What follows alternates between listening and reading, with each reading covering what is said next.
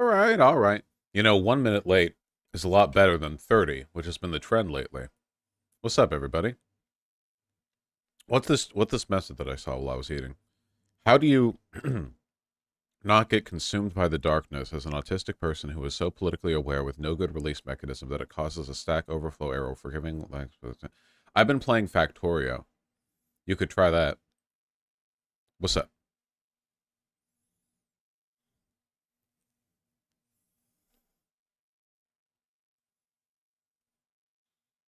Also, if you have no release mechanism, you should phone bank or Canvas. What did you think about Signalis? Signalis is great.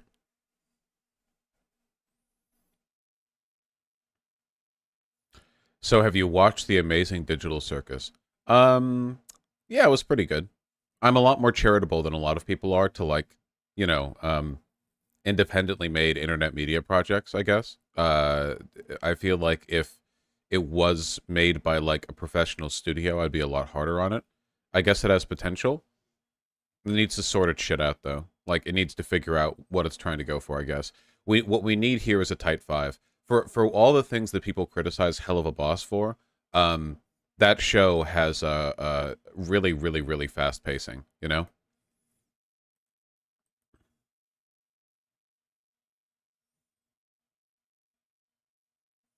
Did you get a haircut? Nope. I just had a beanie on my head. I found it very all over the place. Yeah, I agree. Needs to be tightened up a little bit. My PayPal told me I got double charged by VGG. Do you know what I can do? Yeah, send me an email with your PayPal email. I'll refund the thing. Yeah, I'm sorry. It doesn't normally happen. Um, Invincible season 2 starts tomorrow. Hell yeah. Why did Hasbin Hotel have drama with the town? I don't know. Why are you asking me? Why would I know that? I'm not an expert on Hasbin Hotel drama.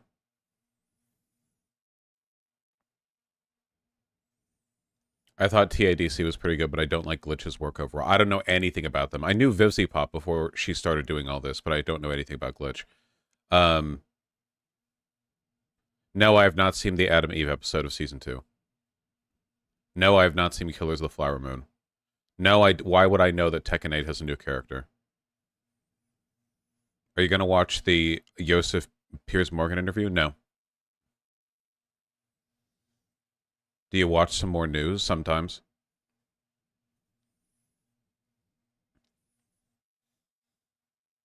You should. Yeah, okay. Thank you for letting me know. Um, do you ever watch dating shows? Lol, my fiance got me hooked on them. Sometimes. It's like trash TV. They're all pretty repetitive, though.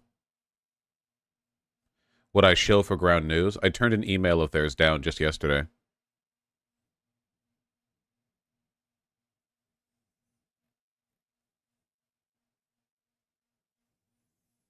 Have I seen the XQC controversy? Is it really a controversy? It's not a controversy. He's just a cunt. Like what? And like the controversy is he's an asshole, and whenever he gets criticized, he deflects by pointing out that he has a lot of money, and that's it. Like it's the most simple back and forth ever. He does something bad, people criticize him. Um, he responds by saying he has a lot of money. Other people say he's divorced, and that's it. Like that's the back and forth. It keeps happening the exact same way every single fucking time, over and over.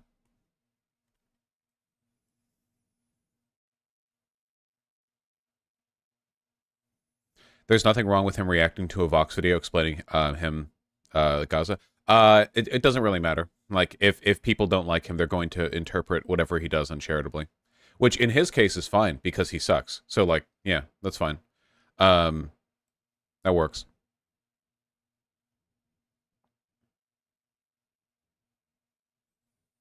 Has anyone ever tried to pay you to shift to the right? Yeah, Benjamin Gilbert Liff when he donates to me to try to tell me that TYT isn't that bad.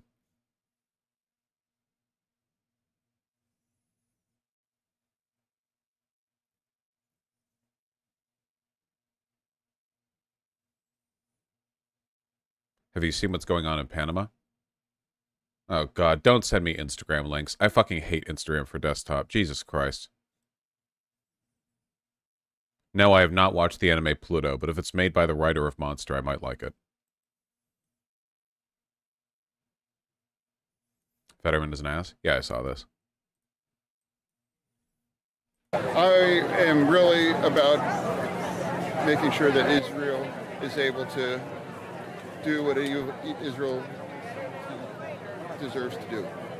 And I agree for the death of any innocent civilian, Palestinian, Israeli, and whatever it is. But right now, I want to make sure, more concerned with making sure the hostages are back home and that we are able to neutralize and eliminate Hamas. I saw yesterday that you wrote on Twitter, somebody had... I think it's so clear, like, where this position comes from ideologically, that the first thing he would say is, I think Israel should be able to do what they want to do. That's a very weird thing to say in a conversation about, like, terrorism, civilian casualties, retaliation, national defense. Like, this nation state should be able to do whatever they want is not, like, the normal thing you would say, you know? I feel like it's really indicative of the, I guess just how fucking cucked Fetterman specifically is, like the fear of like electoral reprisal or whatever. Dude, imagine being this paranoid about getting primaried when you are a senator and you just won your seat. He doesn't have to worry about this for like 5 more years. Is Fetterman Jewish? I don't know. Doesn't matter. Posted outside of Taylor Alderdice High School some graffiti. I really feel like he doesn't genuinely believe this shit. No, a lot of them don't. Most of the people, like the White House, the Biden administration, we know for a fact that like quietly behind the scenes they're trying to stop Netanyahu, like pathetically, like, you know, ineptly. But publicly they're like, yeah, dude, 100%, yeah. So many of the people who are doing this, like, are just aware of the fact that the accusation of anti-Semitism is a disingenuous bludgeon that they're trying to avoid. I said free Palestine. You said this was reprehensible. Why did you object to it so much? I think it's because, I mean, doesn't that be said, from the river to the sea, you know, Palestine will be free? And I don't believe that whatever... I gotta say, the behavior of Israel right now and of the politicians defending it sure are validating, like, even the fucking, like, uncharitable interpretations of from the river to the sea. Like, from the Palestinian perspective, it's been a war of extermination for decades now, and it's never been more obvious than right now. Like, to put it another way, if Israelis were in the positions Palestinians are in right now, or as in they've been, like, losing their land for decades, and now it seems like the final blow is coming, America would be like, hey, dude, here's nukes, fucking glass, like, eliminate the enemy and take their territory. You know, like if the shoe was on the other foot, the most radical response would be on the table militarily, you know? Sure, damn, it sure is a shame that the loudest voices for Palestinian liberation in Gaza are Hamas and not, say, a collection of secular humanist organizations that used to be in charge for decades and decades until, weirdly, they started being criminalized, their leaders started being killed, radical Islamist groups started being promoted, being given money, being politically... It's almost like there's been a nefarious plot for decades to make it so that the Palestinian cause comes across as unsympathetic. Very strange. Message you're able to make shouldn't be vandalized on a high school in the middle of Squirrel Hill. And, you know, the appointment and the statement that I want to make is about, you know, to me, really, it's very much about the hostages and getting them back home. Total bullshit, dude. Even the IDF has basically written off the hostages. They've said, like, we will remember the hostages, as in we've already written them off. The military has already internally decided that saving the hostages is not a priority. They're bombing the areas where the hostages are meant to be kept. They've, the idea that this is about the hostages, complete fucking lie. Those hostages are dead, dude. So you think it's inappropriate to have pro-Palestine? I mean, there was recently a number of congregants, surviving congregants from that congregation that went to the West Bank that spoke out against the occupation. I'm Jewish. There's certainly many people in my family that are against the occupation. Sure. I mean, what do you feel about the Jews like myself who feel that we're doing onto the Palestinians what was done onto us? Reasonable people can have different opinions on that. I've been very clear. See, he doesn't believe shit. This is what this is not a sincere belief. If he was really enough of a diehard Zionist, that he would be saying it's disgusting for people to say they're pro-Palestine. And this guy's like, hey, what about a Jewish guy like me who thinks that we're, genociding Palestinians? And for Fetterman to respond with, well, everyone has their opinion, man. He doesn't believe it. Like, that is not the response of a person with like severe conviction, you know?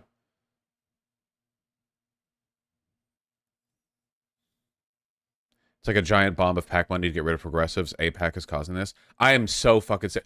Oh, dude, okay, this is like a fucking trigger for me, dude. We can't keep talking about APAC, all right? APAC is nothing more than the cynical manifestation of like the conservative weaponization of anti-Semitism. When you just say APAC, what people read is the Jews, not understanding that AIPAC, just because it's ostensibly like an Israeli advocacy group, like that's not where its power comes from. AIPAC's power does not come from Israel.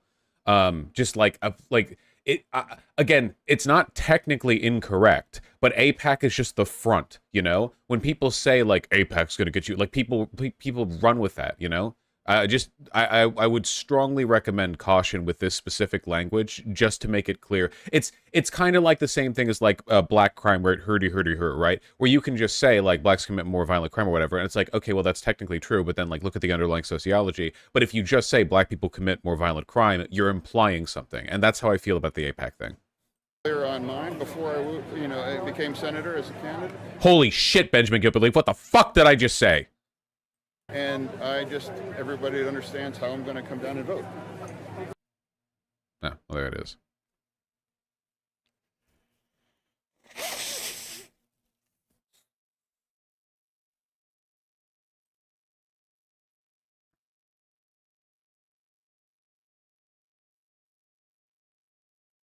It's inappropriate to have pro-Palestine. I mean, there was recently a number of congregants, surviving congregants from that congregation that went to the West Bank that spoke out against the occupation. I'm Jewish.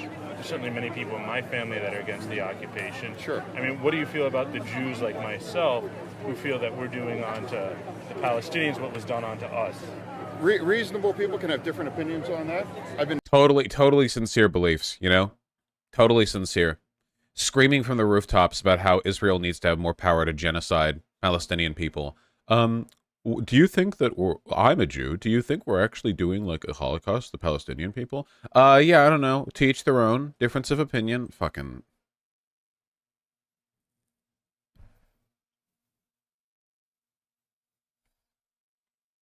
I'm not saying it's correct, but I'd be terrified as a progressive to say anything pro-Palestine if the threat threatened me. What is with you guys? Is not clear? Why does everyone?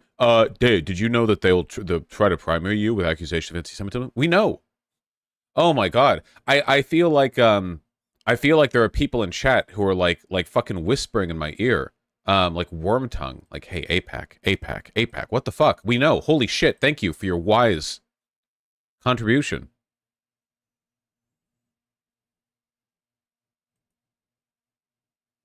Ilhan Omar has been primaried 3 times. She's still here. Yeah, but she's in like the bluest blue district.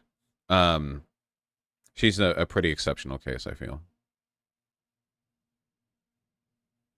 Genuine question. I saw you liked a tweet saying the progressives were not doing enough to criticize Israel. They're not even remotely. Most of the squad is like not even calling for a ceasefire. They're not even being remotely loud enough about it. This is one of those like you sink or swim together things. And the problem is like you would need the Dems to sort of stand up for this as a whole, like together, because the Republicans don't give a shit about Palestinians being killed.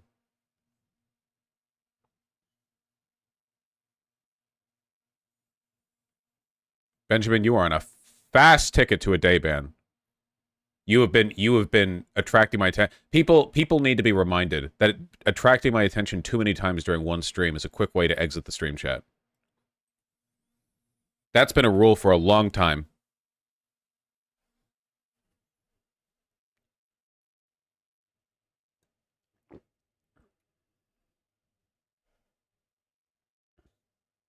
Are you going on Deep Fat Fried tomorrow? No. I think next week.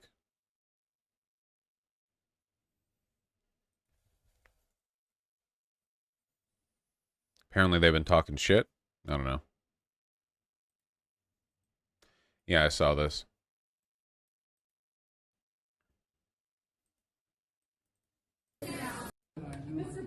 Oh my care about Jewish people, as a rabbi, I need you to call for a ceasefire right now.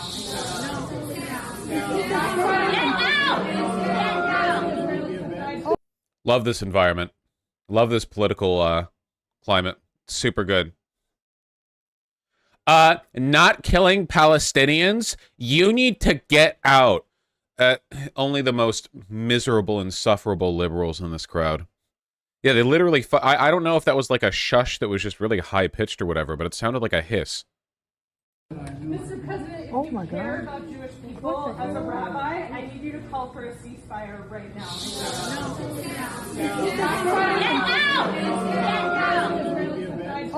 Jesus Christ.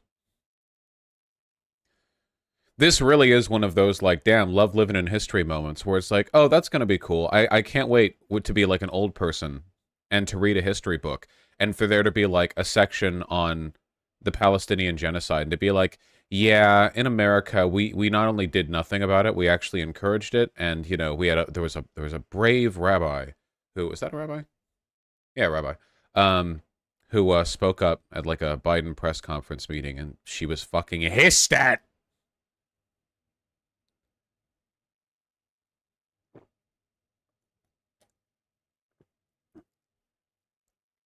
This illustrates really well how pro-Israel and pro-Jewish aren't the same thing. Oh, yeah, for sure, for sure.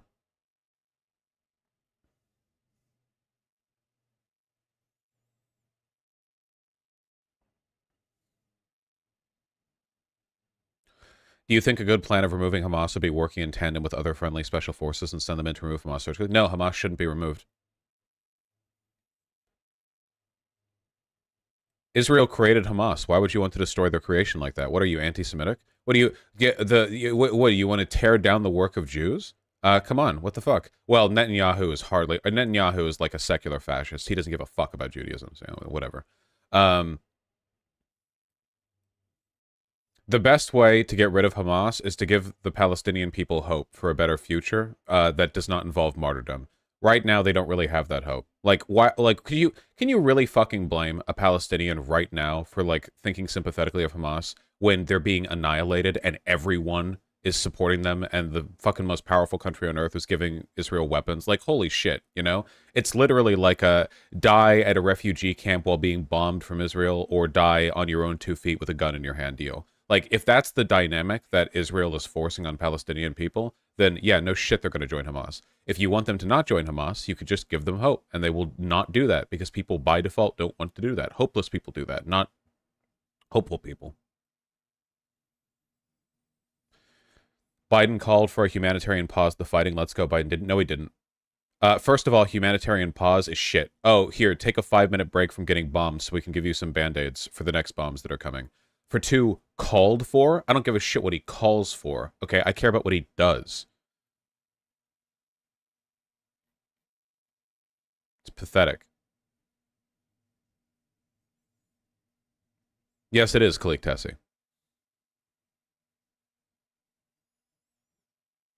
Is there even a chance for hope what could possibly be done? I don't know. I mean, it's pretty bad, dude.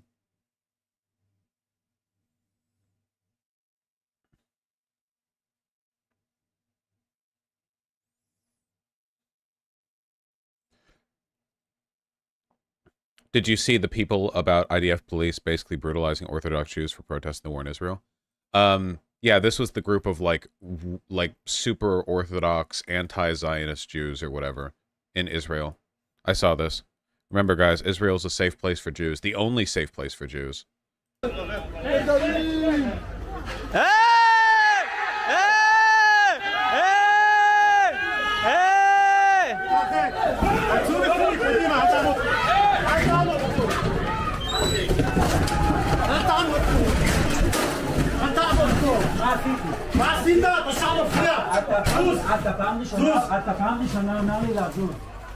Remember, guys, Israel definitely represents the a safe place for Jews. It's definitely meant to be a safe haven for Jewish people and isn't just like a secular fascist settler colonial project. Definitely not just like a military base constructed and funded by the West using Jewish people as like a proxy with a, you know, tenuous claim to the right to the Holy Land as like a justification for it being there. Also, super cool how these cops look and act exactly like American cops, by the way. Like, I've seen a lot of foreign police officers, and they tend to look, you know, different, but these guys literally just look like American cops. And yeah, they train American cops. First of all, a lot of these cops probably are Americans. A ton of people in Israel, some of the loudest far-right people in Israel, are like ultra-fascist Zionists in America who've moved over here because they, you know, for the same reason, I guess, that fascist Canadians moved down to America. I don't know. Better ground for their work. But they look and act exactly like American cops. Anyway, yeah, they did a crackdown of this whole neighborhood because these guys are like some particular group of, like ultra-Orthodox anti-Zionist Jews.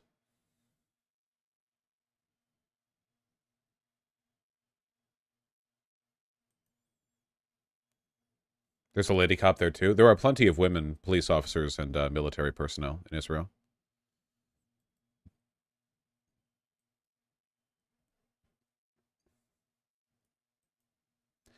Dick Durbin is calling for a ceasefire. Dick Durbin. Real name. Love guys with real names.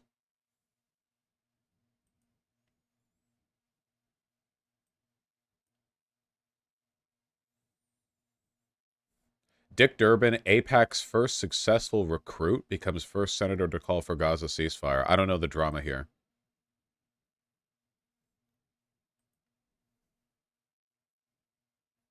Durbin's willingness to tiptoe ahead of his colleagues is all the more surprising given his own electoral history. Durbin, as a House candidate in 1982, was the first successful recruit of the American Israel Public Affairs Committee, better known as AIPAC, to beat an incumbent. Oh, shit. Uh-oh. Uh-oh.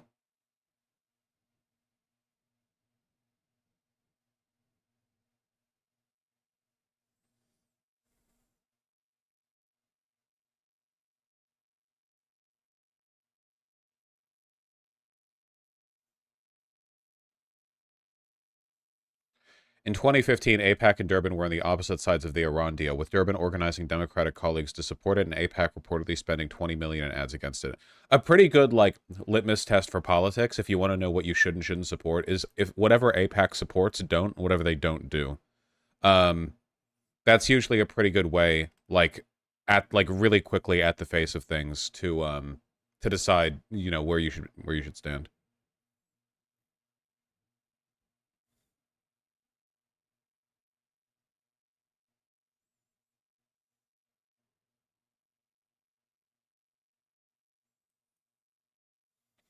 So political contrarianism works? Yes. But only when I say so.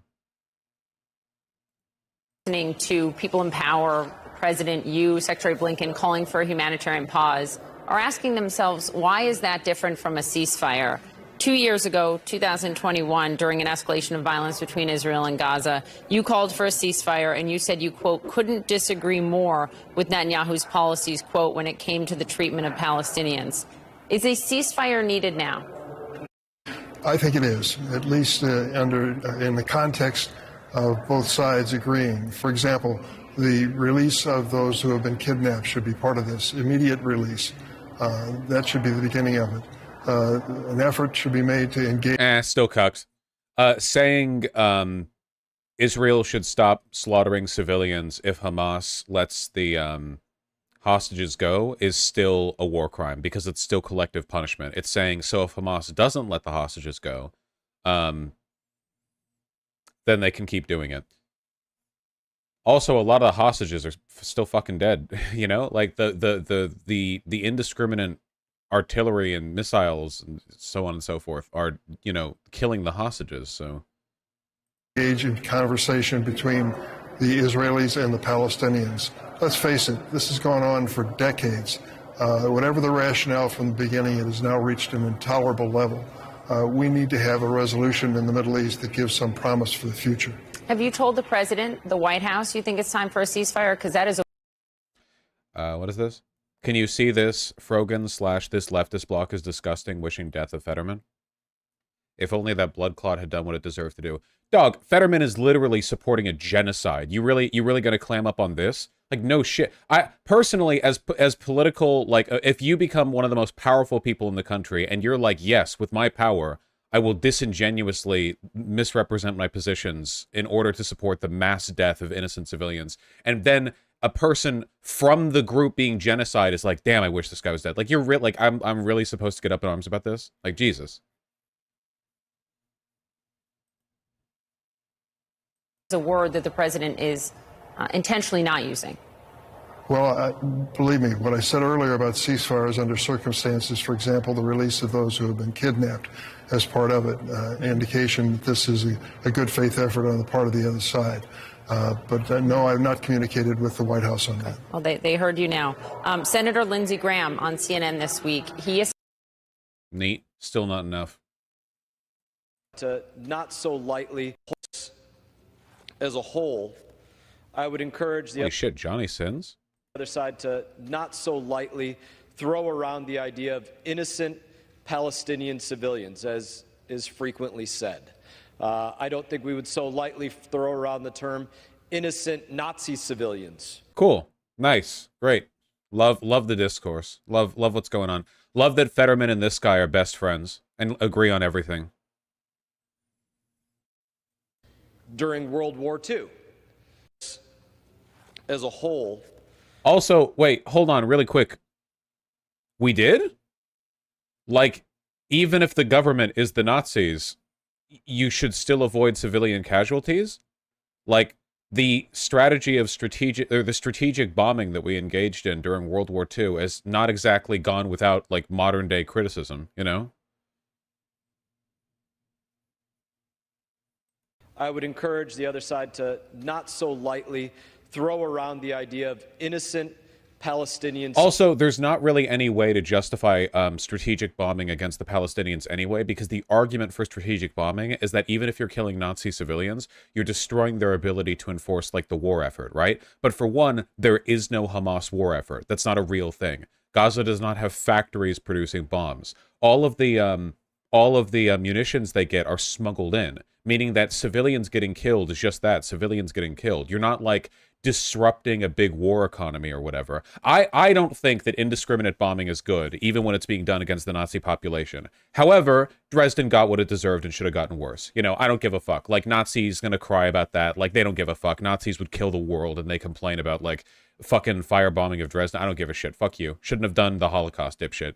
However, if we could, like, magically go back in time and do World War II better, and we could achieve the same victory with precision strikes against Dresden or whatever else, yeah, that'd be preferable, right? Like, because even though, let's be honest, like, even the non-government official and non-military elements of Nazi Germany were pretty fucked back then, and probably a lot of them fucking deserve to die.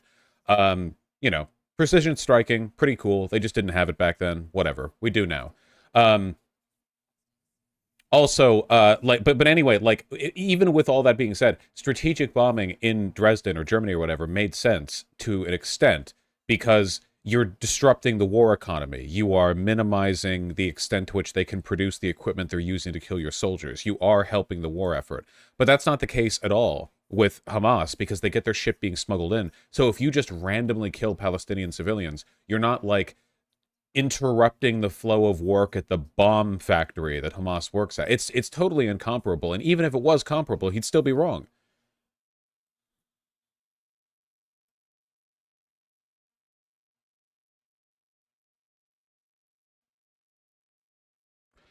This guy, Brian Mast, went to Israel.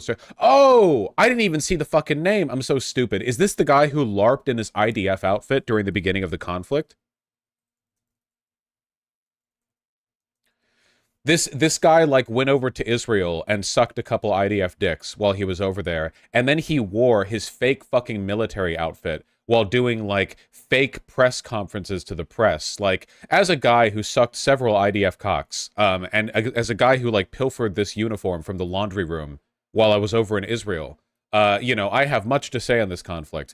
By the way, listen, not one to stand in decorum here, but there is something that I find deeply unsettling about an American elected official wearing a foreign military outfit in our Capitol building. What the fuck are you doing? Like, can you imagine any other context where this would be acceptable? It's not acceptable here, but, like, Jesus Christ.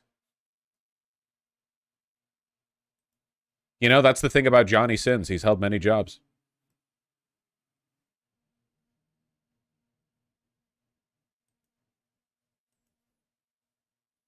He was actually in the IDF. Yeah, sucking dicks. That's what I said.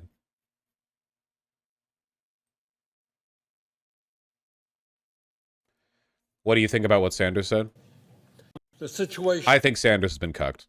in Gaza today is a disaster. Congress must take action. The administration must take action. The world must take action. Today, 3 weeks. No, he wasn't in the IDF. He volunteered with them while he was in the U.S. military. Yes, sucking dicks. What more are we adding to this? After Hamas's barbaric attack against civilians in Israel, which began this war, many hundreds of thousands of innocent men, women, and children in Gaza are on the brink. Over the past 3 weeks, it is estimated that some 8,000 people in Gaza have been killed in bombings, including more than 3,000 children, and far more have been... Dog, remember when the Serbs were doing this exact same shit to Albanians in Kosovo, and Chad Clinton responded by summoning the fucking NATO bomber envoy and just single-handedly stopping a genocide? Oh, that's a good comparison for the tankies, by the way. If tankies think that we should do anything to stop the slaughter of Palestinians, but don't think our intervention in Yugoslavia was justified, then they're fucked. Totally inconsistent. Exact same thing is happening. Well, actually, what's happening to the Palestinians is worse because they, you know, decades and decades of concentration camp bullshit. You know, it's comparable. Wounded. More than 1 million people in Gaza have been displaced from their homes, and some 670,000 are sheltering in UN installations where they are down to 1 liter of water per person per day. They lack sufficient food, water, medical supplies, or fuel. The hospitals and medical facilities there are in nightmarish conditions, with hundreds of babies in incubators and patients on life support at risk of death should the generators that sustain them run out of fuel. Corridors are lined with injured and displaced people, and overwhelmed doctors must turn patients away or operate without anesthesia or antibiotics. The humanitarian crisis is dire and getting worse by the minute. There must be a humanitarian pause now so that sufficient... See, it's cucked. That's what he's like, oh, something bad is happening to the Palestinian people. Some sort of nebulous, you know, entity is doing harm to them, and we need to take a 5-minute break so we can give them some water and Band-Aids before the bombing resumes. Sufficient supplies, food, water, medicine, fuel, can reach the people of Gaza. Still pretty base from Sanders. It's not. I refuse to lower my standards on this. It's a genocide, and we're aiding and abetting it. Calling for a humanitarian pause in this tepid language is not based. I understand they're all fucking terrified of being called anti-Semites or whatever, but considering the fact that Bernie Sanders is literally a Jew, I feel like he should be leveraging his identity a little bit more. Like, considering the fact that identity politics plays a huge role in people's vulnerability to that kind of accusation, I really feel like he, of anyone, as the most well-known Jew in American government, should probably be a lot more aggressive on this. If not, thousands more will die needlessly. We cannot allow that to happen. A stop to the bombing is critical to save innocent lives and secure the safe return of hostages.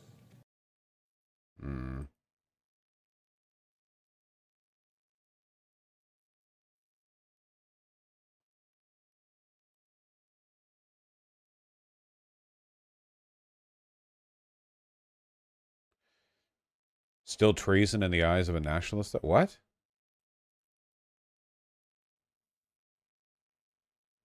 Oh, yeah, I saw this. New York Post posting 2 Arab girls who are tearing down the kidnapped person photos. Trying to get them killed or doxxed or whatever. He asked to stop the bombing. How was he cucked? He asked for a pause. The term he used is pause. After you pause, you resume. He didn't ask for it to stop. Stopping it would be a ceasefire, a term he didn't use. It's also not a war.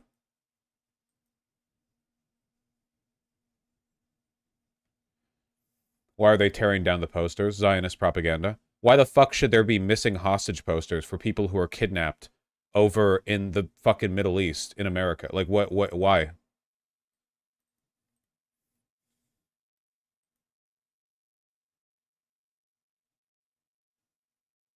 Why not? Excellent rebuttal.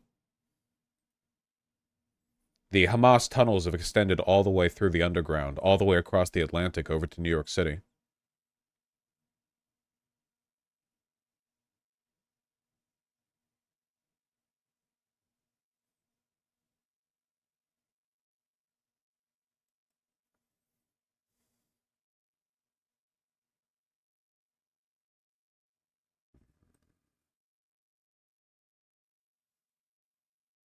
Convicted pedophile Scott Ritter. Why do they keep getting this wrong? It's twice convicted pedophile Scott Ritter. Talking about Zelensky being a Jewish president, claiming that Jews look out for Jews. That's the way of the world, especially if you're a Zionist. But if you're a Zionist, it's all about the empowerment of international Jewry. Damn, who could have guessed that the twice convicted pedophile and Russia shill would also be a Nazi? That's fucking insane, dude. And so there's a tremendous amount of hostility towards Russia amongst the people that live in Israel today. And it only made sense that they would align themselves with Ukraine because this is such cap, dude. Fucking Netanyahu is on decent terms with Russia. Why would they pretend? Okay. It's their natural tendency. Plus, Zelensky is a Jewish president, and Jews look out for Jews. That's the way of the world. Wait, I thought that Azov Battalion and like Ukraine was Nazis. Wait, hold on. So you're telling me that the Ukraine is Nazis, but also Zelensky is acting in accord with international Jewry, and that support for Ukraine, Nazi Ukraine, is also support for international Jewry? Damn, it's almost like you don't believe anything and you just lie constantly. Like I genuinely like no thought whatsoever. You know? Especially if you're a Zionist. I know I'm going to get in trouble for that statement. There's going to be people that say that, no, we don't do. Yes, but you're different. But if you're a Zionist, it's all about the empowerment. He just wants attention. Well, the reason why his logic only makes sense if you're 12 is because that's exactly the kind of person he's trying to get in contact with. And if my arguments about how Nazi Ukraine is actually in support of international Jewry and Russia friend Netanyahu also hates Russia, if that makes sense to you, make sure to email me. If you could send a picture as well. International Jewry, and wherever a Jew is, you will seek to align because that's what empowers you. That's what you feed off of. That Zionism needs the international Jewry to believe in the cause of restoring greater Israel. And so there's this whole also why the fuck has Israel been like not that supportive of Ukraine if they're both in line with international Jewry? And also, like, none of this makes sense. Again, this event is actually one of the greatest arguments that we've had in a long time against Nazi conspiracy theories about Jews. Because on one hand, the left is almost universally against Israel, which doesn't make sense to the Nazi perspective, because Nazis are supposed to believe that lefties are, like, indoctrinated, like foot soldiers of international Jewry. And also, like, none of it makes sense if you line up who's in favor of and who's against Israel. It just doesn't make sense at all.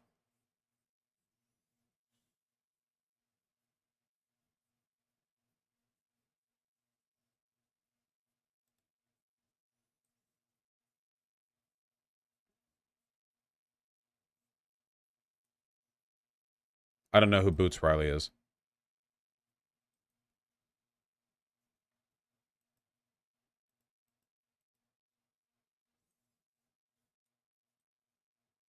Did you see Israel wrote fucking Chandler Bing on missiles? Yeah, but I don't know what it means. This is for Chandler Bing. I love that we still have a sense of humor. I hope we never lose it. Ratioed to oblivion. I don't know what this means. I'm sorry. I don't know who Chandler Bling is. Isn't he a character, but the actor died recently? The guy who died at like 50? What'd he die from? A character from Friends? Okay, I've never seen Friends. I don't know if there's like a reference to the show or something.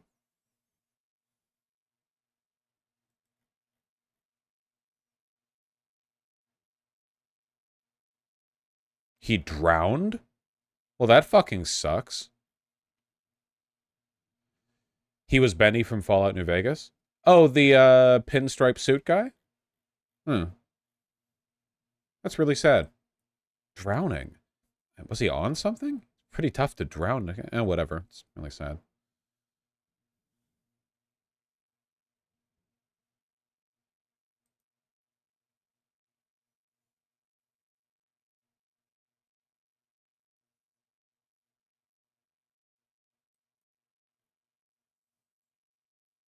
He passed out from the heat of a hot tub and drowned. Yeah. Yeah, big warning about that, guys. You guys got to be careful with hot tubs, okay? That shit can really fuck with your health. The heat from a hot tub can give you like heart issues and make you pass out and get dizzy and stuff, but it's hard to tell when you're just sitting there, you know? It's like when you're sitting still and getting drunk and you don't really realize how drunk you are until you turn your head and you're like, "Whoa," you know?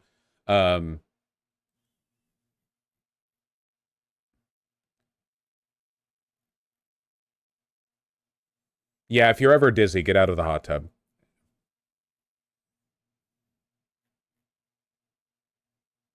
He had a heart attack?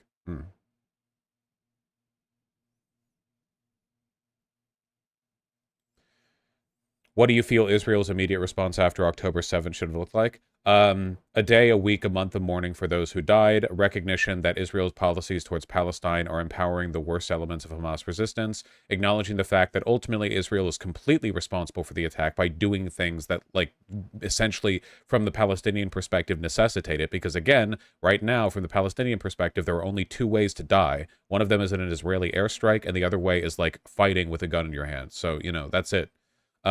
And then, like, given more territory back to Gaza. That would take Israel ceding a lot of territory, but, like, fuck it. It's not theirs to begin with.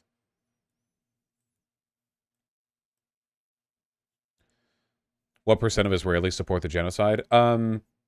Israelis tend to be pretty, like, Hitler particle, you know, sort of concentrated, I think. The polling that I've seen on the subject is not great.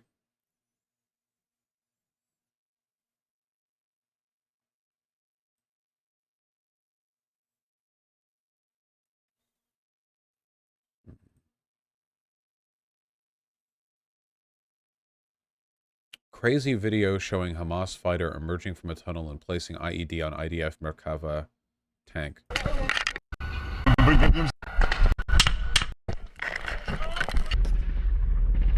I don't really know if I want to go over war footage on this one, lads. Well, war footage. Do you think a two-state solution is even possible anymore? Well, it's more likely than a one-state solution.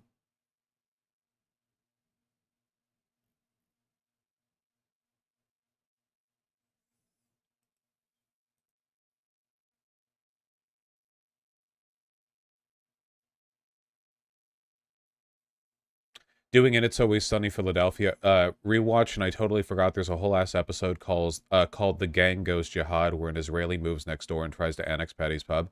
Yeah, that was based as fuck. You couldn't make that today. An Israeli businessman tries to buy out their pub with some aggressive, like, zoning shit. And they're like, we have no choice but to join the cause of jihad to repel this Israeli. It was very funny. And they can't even call it anti-Semitic because It's Always Sunny in Philadelphia is Jewish coded because it's funny. Hinkle used a Palestine Twitter space last night to talk about how George Floyd died of a heart attack. That's pretty fucking funny, to be honest. So let me just finish. So if you looked at the video of George Floyd, the cop, Derek Chauvin, sitting on his neck and whatnot, everyone sees that video, they think, oh my God, I support the police, but that was crazy. He just choked him out with his knee on his neck. Turns out George Floyd died from a fentanyl overdose. So I'm going to cut you off right there. That's not true.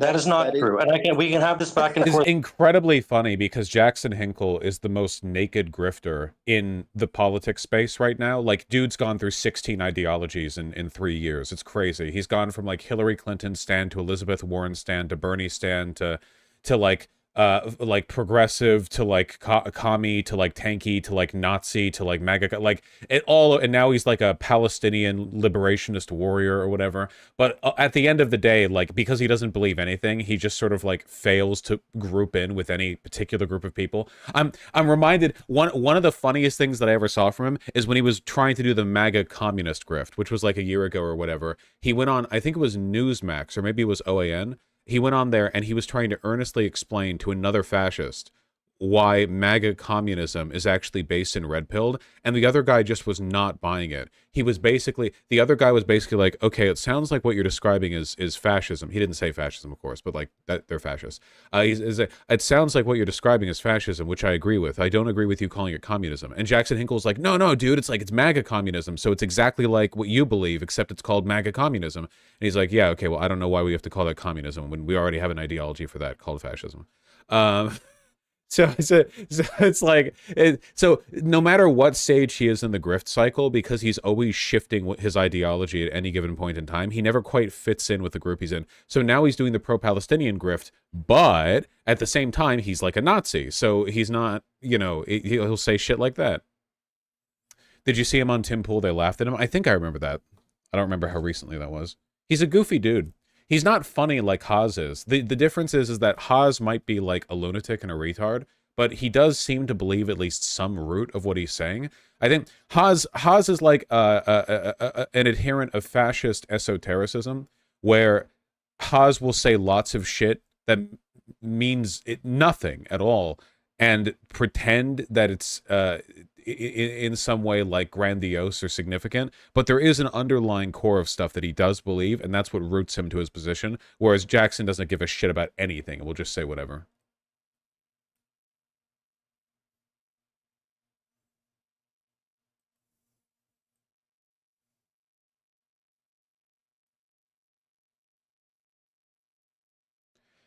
Jackson went to Russia and like fired tanks and stuff. Isn't his girlfriend like a literal actual former Russian spy? Am I misremembering that? I remember people saying like his girlfriend was like this lady, I think, because his last girlfriend got taken by Jonah Hill. So now it's like, yes, literal honeypot. Okay, gotcha.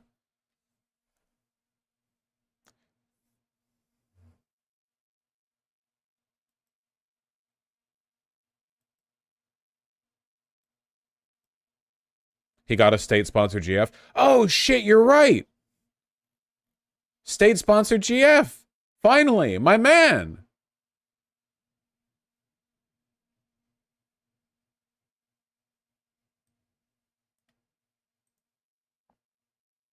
Let me see.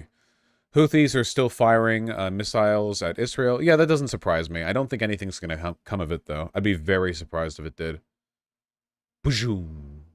It is crazy to me that we have defense systems that are capable of intercepting missiles. You know how fast those bitches move?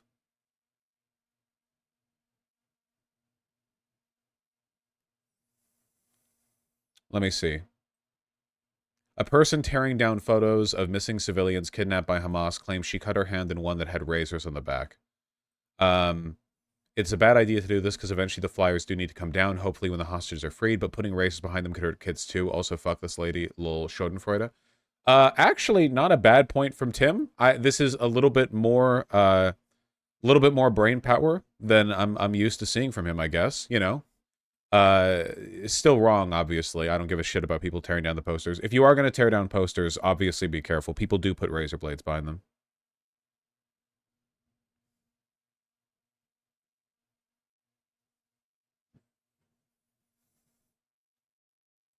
Gaza is surrounded now. Israel has reached the sea. Israel has already reached the sea.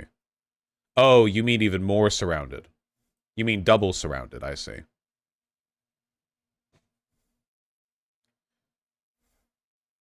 It is incredibly funny that, like, during the Gulf War, the United States was able to, in the span of like a week, completely sweep the Iraqi military. And it's been a week or so since they began the ground offensive, and the entire IDF is like, these are, you can see the fucking blocks from Google Maps up here. This is not a lot of territory, and they're like slowly moving in here, you know? Also, can somebody explain to me how they're supposed to get people to keep moving south? If they've occupied this part? Like, in this area right here is at minimum like 100,000 Palestinians, right? Not everyone moved south, obviously. Just gonna like sort of collapse the net a little bit.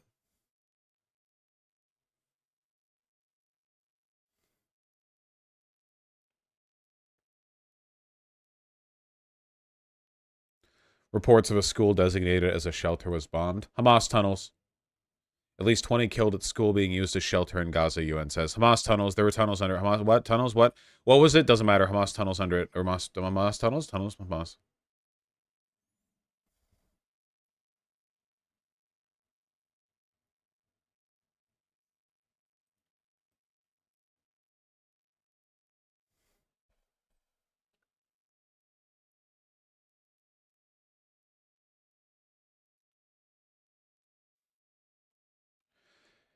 Gotta be honest, why is Egypt not helping more people leave? Because they suck? Egypt is a military dictatorship, and they don't like Palestinians.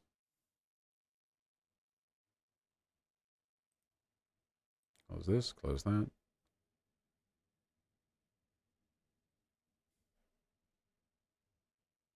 Yes, but there was a 3D render. Yeah. No, that's the opposite of being a coward, Khalik Tessie. Isn't Egypt like kind of backwards politically? Military dictatorship.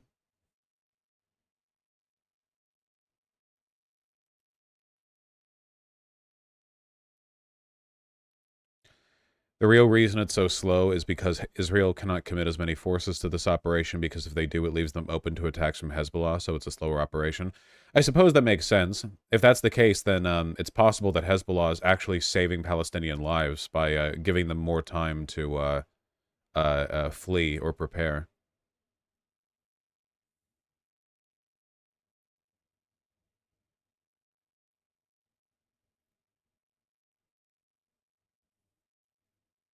Correction, Vosh, none of the Middle Eastern countries like Palestinians. All their support is virtue signaling. Well, yeah, of course. I mean, they're mostly using it as a wedge against Israel. They don't like Israel. I can't blame them for not liking Israel, you know, so they're going to seize on the whole Palestinian controversy thing as a, you know, a topic.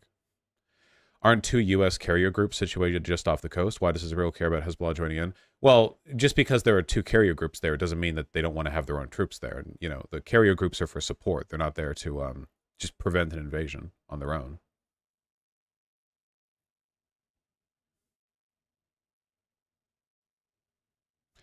Egypt is a borderline failed state. The Sinai has terrorist groups. A refugee flow there could end up being really bad, unironically. Well, certainly better than what's happening right now. I don't know much about Egypt.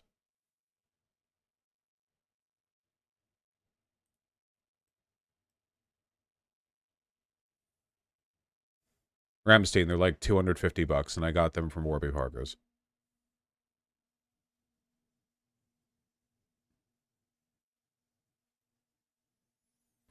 Muslim org claims they proved Israel actually bombed their own hostages. Yeah, that's almost certainly the case.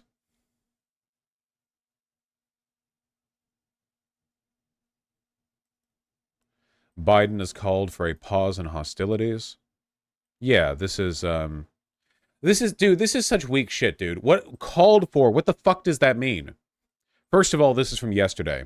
Biden calls for a pause in Israel-Hamas war to get the prisoners out. First of all, cucked. Not a pause, a stop. Second of all, what is calls for? You're the U.S. president. What do you mean calls for? This is like when Joe Biden goes on Twitter and he's like, you know, somebody should really get you guys health care. Like, what the fuck are you doing?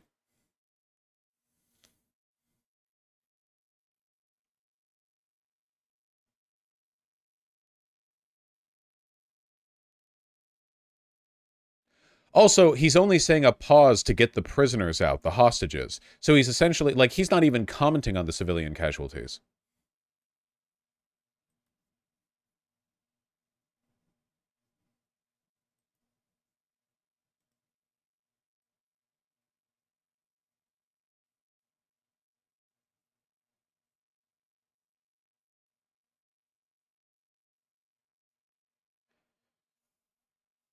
Yeah, there are people who are saying stuff like this isn't really reliable because we don't have full verifications of all killed Ukrainian civilians, but that's also the case for the Palestinians. Nearly 600 days in Ukraine, civilian casualties. 25 days with Palestine.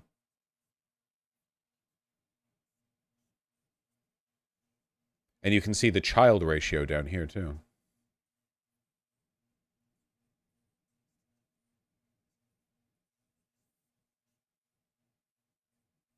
Gaza is more densely populated than Ukraine? Significantly, yes.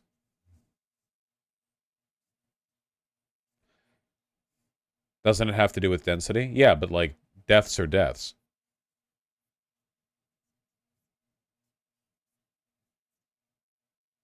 Yeah, we saw F3.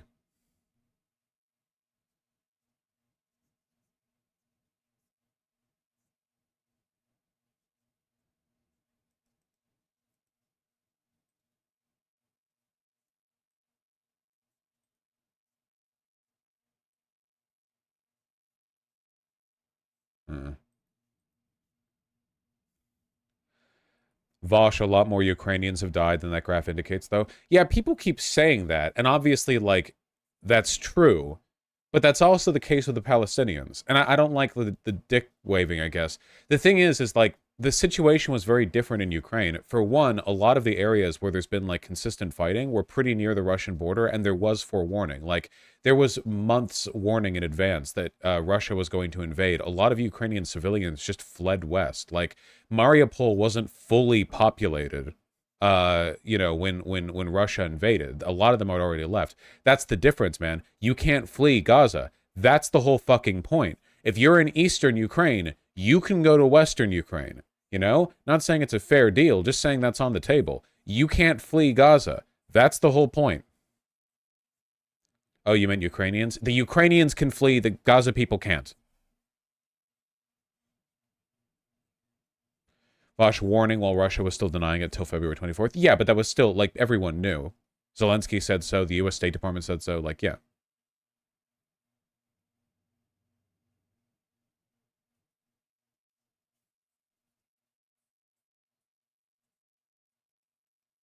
Can't leave if you're a man. Yeah, but you can still go all the way to the west.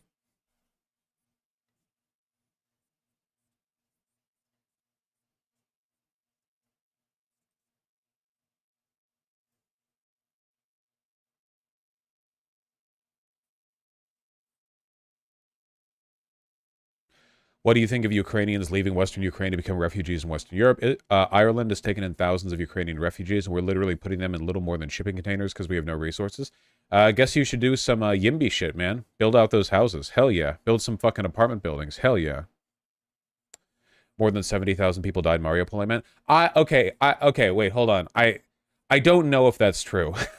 People have made a lot of really fucking big claims about death levels. We're talking about civilian casualties here. 70,000 civilian casualties in Mariupol? I don't think so, okay? And that's not me downplaying the severity of what Russia has done. Just like, I really don't think that the verified number of casualties after 2 years would be 1/5 the death count in a single city. Like that, like, doesn't... I feel like they would have been able to verify more deaths, you know, from that point. Again, it's not a matter of downplaying the severity of what Russia has done or anything. It's just like, holy shit, you know?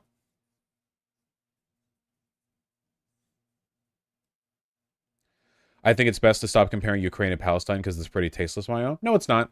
The difference is that everyone in the West fucking leapt to fucking jerk their dicks off to how bad Russia was and how, like, glorious their support of Ukraine was and how important it was. Meanwhile, like, much worse shit is happening in Palestine, pound per pound, day for day. And everyone's just like, actually, you're a Nazi if you think this is bad, you know?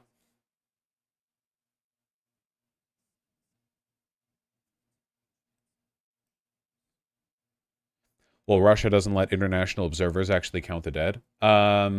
Depends. We don't have no information on death counts in Russia-occupied areas. And it's not like they do it by, like, counting all the bodies and, like, doing all the dental records and shit. Like, they have different methods of... like, if that was the case, then it would be impossible to get any, like, casualty records from any enemy country that doesn't let people in. Vosh, this is actually misinfo. They're using estimated death statistics from the Gaza Health Ministry compared to only confirmed deaths by UN. It's wait, hold on. The death count of civilians in Palestine right now is not just from estimates in the Gaza Health Ministry. There are a fuck ton of people on the ground over there that have been verifying consistently the numbers that have been coming out. Like that. Okay, no. Okay, this is exactly what I mean when I talk about people with this like toxic like dick measuring attitude. The only point here is that like day for day, if you justify what Israel is doing in Palestine, but you defend Ukraine, like it doesn't make any sense. You are doing it, Vosh? You're doing it.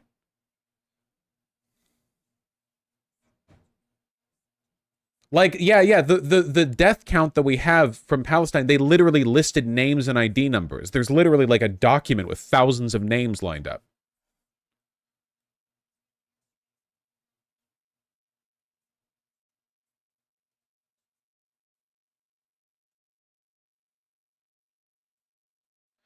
Vosh, the Intercept verified the list Hamas sent out of 6,000 Palestinian civilian kills and found only one discrepancy. Yeah. I don't like the idea of like, dude, it feels like there are people in chat being like, first of all, those are only verified Ukrainian civilian casualties. In reality, they're 10 times higher. And they just haven't found out, even though it's been years. And a bunch of people are working on it. But also, from Palestine, the only numbers we have to go off of are like from Hamas, and they've probably exaggerated it like 10 times. I don't know, man. I don't know, you guys. I don't know. Maybe I should do stuff like this a little bit more just to bait out the liberals.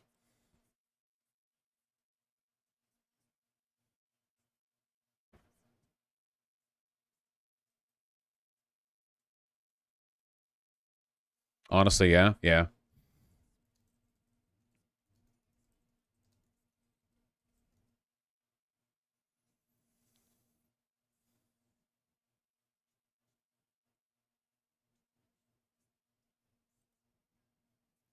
Ukraine has their own numbers of recorded civilian casualties.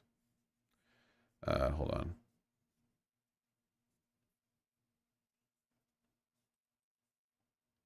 Is the UN not enough? Whatever.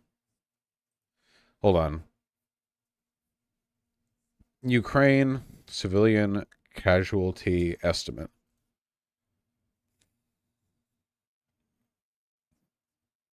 Where can I get the number reported from Ukraine? Because the UN seems to be holding pretty steady at their number.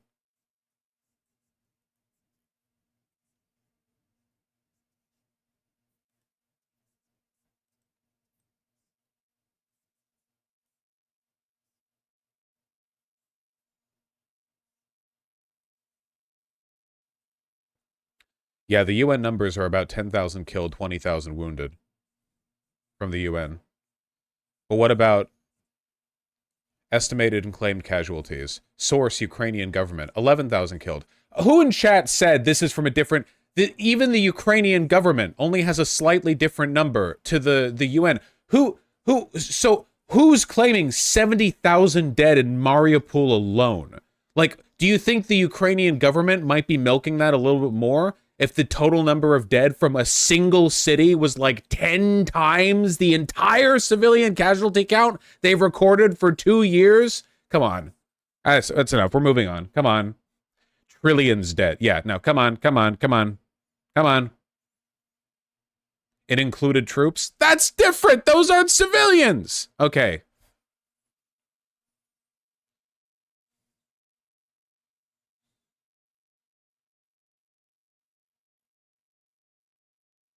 The buildings in that city were made of civilians. Ah, I see. It was like a Attack on Titan situation.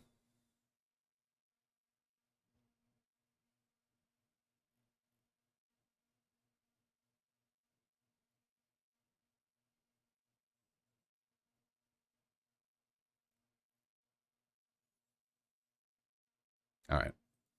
Being goofy goobers today is what you're doing. Being goofy goobers today is what you're doing.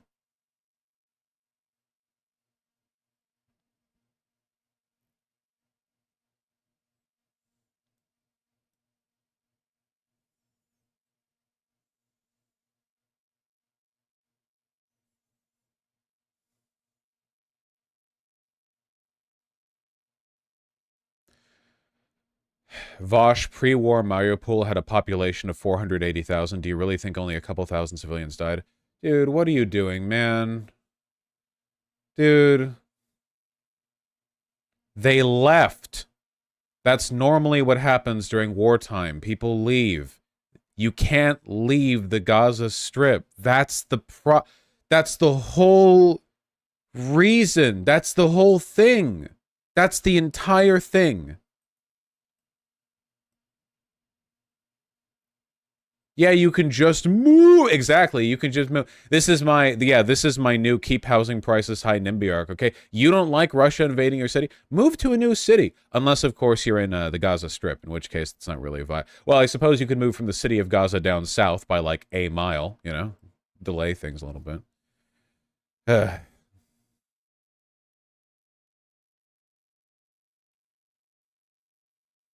They got a point, though. They didn't all leave. That'd be 200,000 for 50% of the population. More than 50% of the population of Mariupol left.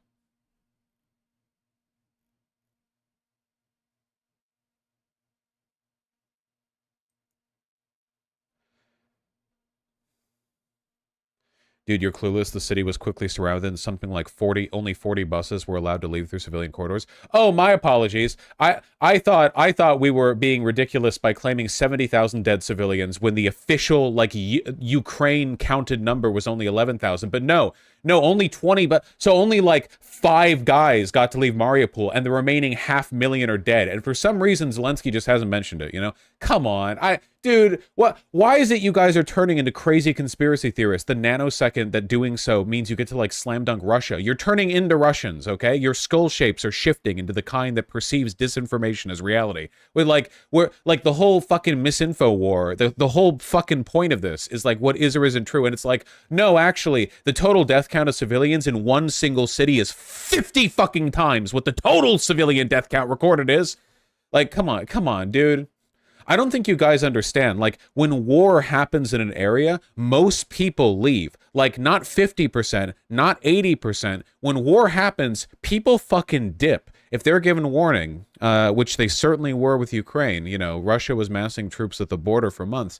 That's what makes this conflict so disgusting, so different, because you can't leave the Gaza Strip. You can't flee. There's no place to. Where are you going to flee to? The ocean? You know? Like, you jump in the Mediterranean? You can't. Well, you could, I guess, but you shouldn't.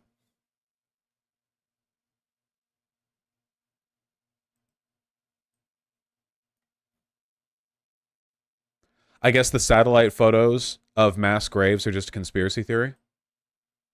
I genuinely, like, you're catching heavy bans here. A U.S. satellite firm said it has identified a mass burial site containing about 200 graves near Mariupol. Oh, yeah, clearly. Yeah, 200, that's like 400,000. Are you being kidding? What are you doing? What are you doing? Genuinely, what are you thinking right now?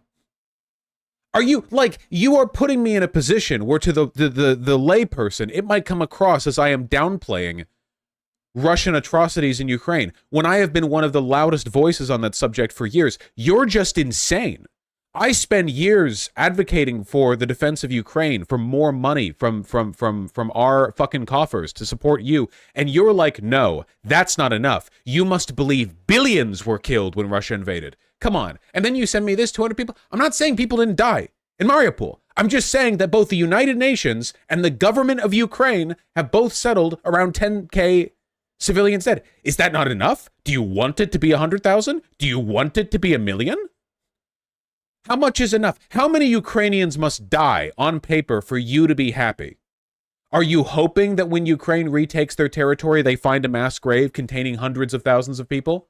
Some, like, Auschwitz-Birkenau tier shit? Like, genuinely, what motivated you to send this link to me? I'm not even going to ban you. I hope you improve. I hope you get better.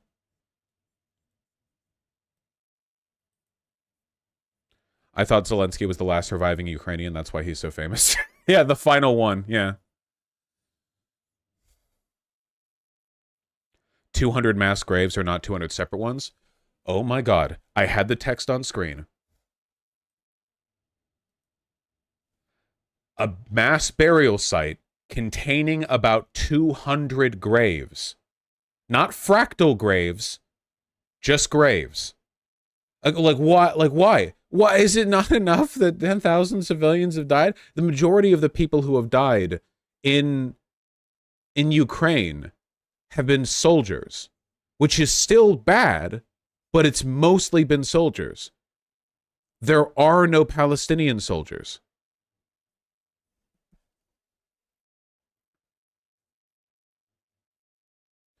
Bucha Mayor Anatoly Fedoruk said at least 300 civilians were killed in the town. Where did the 70,000 claim come from?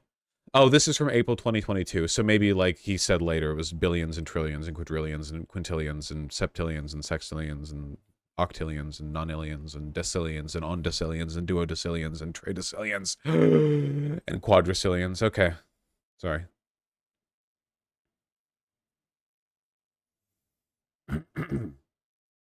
Destiny being a freak. Why are you updating me on that? I know. When is that ever not? The sun rise in the east. Yep, thank you. I'd forgotten.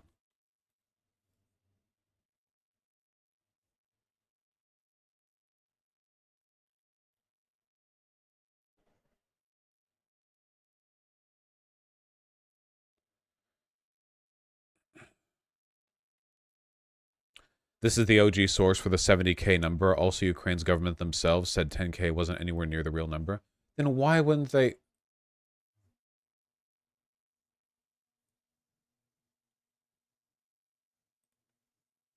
We're going to be on here for a while.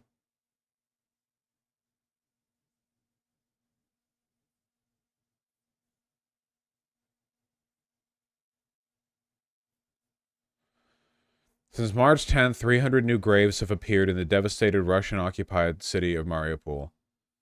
Earlier estimates of the Ukrainian government that set the number at 25,000 dead. A recent Associated Press report.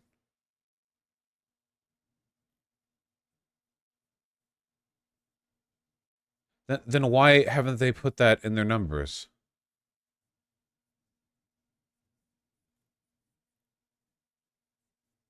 I don't know if I trust this.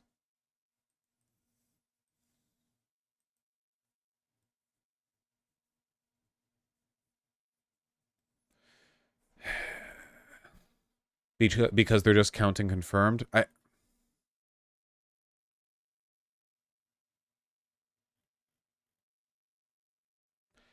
Some people are saying Ukraine refuses to report any unconfirmed deaths.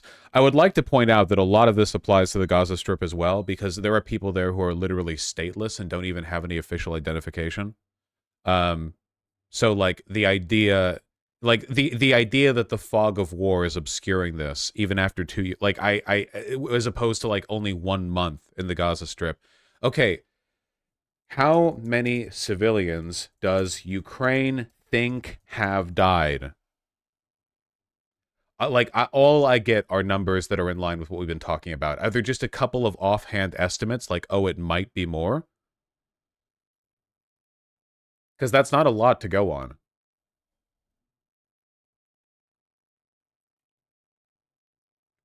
Vosh, just use UN numbers, ignore chatters. I can't! Using UN numbers is anti-Ukrainian. And then we go off the numbers from the official fucking Ukrainian report, and that's not enough either. We have to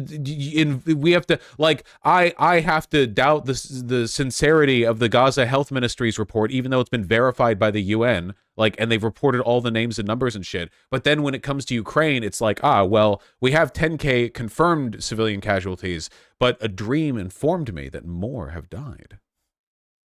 I mean, I don't doubt that the number isn't fully counted, just like, what the fuck?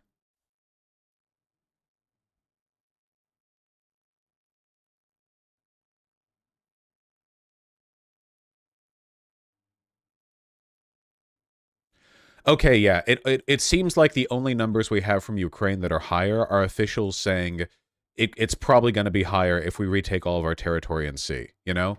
So it's like they have the official counts, and as for the rest of it, they've said, once every I is dotted and every T is crossed, the number's probably going to be a lot higher, which I don't doubt it. Can we stop the dick measuring contest of who has it worse? Weren't you one of the... Hold on. Subs and soda, you whiny little cunt. You've been doing this. Vosh, do you have any idea how many Ukrainian children got kidnapped toward Russia? Like the 500 people died in the hospital strike? Yes, please move on. Dude, you're downplaying fucking Palestinian casualties here. We already went over this. It was a mistranslation of casualties to death. You're literally doing it. You don't think it's tasteless to compare. You think it's tasteless to say there is a comparison. What the fuck, dude? What is wrong with you guys?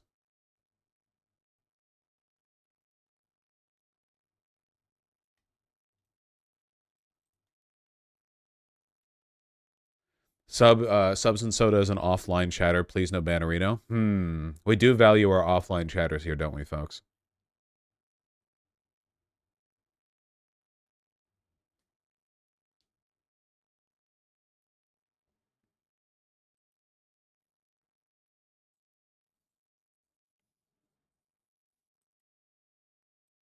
Please keep in mind that all of this, everything that we just did, was because I was trying to point out that if you support Ukraine, you should support Palestine as well, because a massive amount of death is happening in a short time. And now it's this whole fucking thing. Whatever.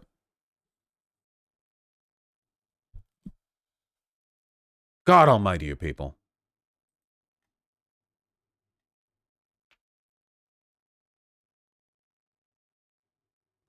Vosh, I'm not saying it's tasteless to say there's comparison. I'm saying it's tasteless to downplay the Ukrainian situation. Bro, you literally downplayed the Palestinian situation. You implied that the highly verified death count that the Gaza Health Ministries reported, that the UN has verified, was what can't be relied upon because of the hospital mistranslation. You're literally doing the thing you're Nah, you're taking a day ban. Fuck you. Oh my God. I can take disagreeable chatters, but holy shit, you fucking hypocrite. Oh my God. I can't stand the hypocrites. I can't stand it. Oh my God. It's like when it's like when I spend so much time going off on people, and then like I go off on chat and people are like, oh, you're being too mean, which thankfully you're not doing right now. I really appreciate that, guys. Thanks for the consistency. But like, holy shit. I can't believe it. I can't believe it. All of this just because I want to say like, hey, a lot of people are dying. Like fucking, oh my God.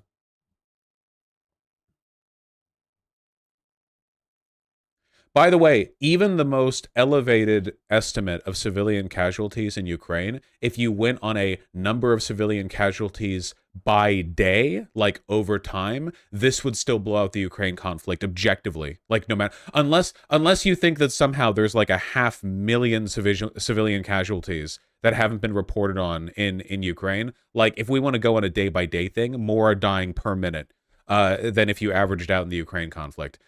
So like I don't know, suck on my dick, I guess. I don't know, fuck you. Like, oh my God, I'm so mad at you guys right now, even though it's like 3 people. Oh fuck. Oh my God. I'm sorry for not being pro-Ukraine enough, guys. I'm sorry.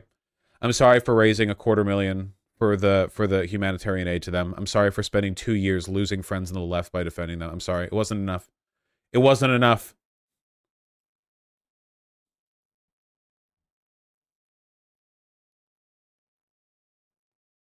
Do you condemn Russia? I thought I did. I thought I did condemn Russia, but now I don't even know. Now I don't even know. I don't even know what I believe.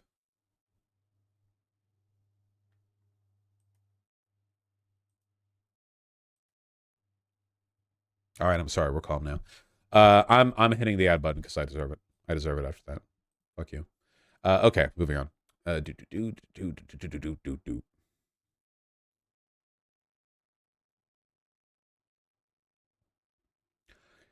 District Progressive. I think that Latin American countries have a predisposition to be sympathetic towards countries or towards oppressed indigenous people in other countries, considering their history. Watch this as a palate cleanser. I love palate cleansers. I love them. Can you bring this one? I'm sure your marketing team points out how they're trying to troll you in the marketplace. Okay, I'm sure they're doing that. Can you bring this one clip? I know you were on, what do you call it? On, what was it? Bill Maher, and Bill Maher talked about the boots. I've seen you walk with these boots. Go ahead and play this clip. This on TikTok went viral. It doesn't have 1 million views. It doesn't have, 10 million views. This thing's got 1.2 million likes. And some people are wondering, what are they? I don't even, I haven't seen that. They've not shown this to you. Okay, no. What they're trying. Absolutely devastating. To be clear, I want to be clear again. there's nothing wrong with being short, and there's nothing wrong with wearing lifts as a dude, but like, hold on.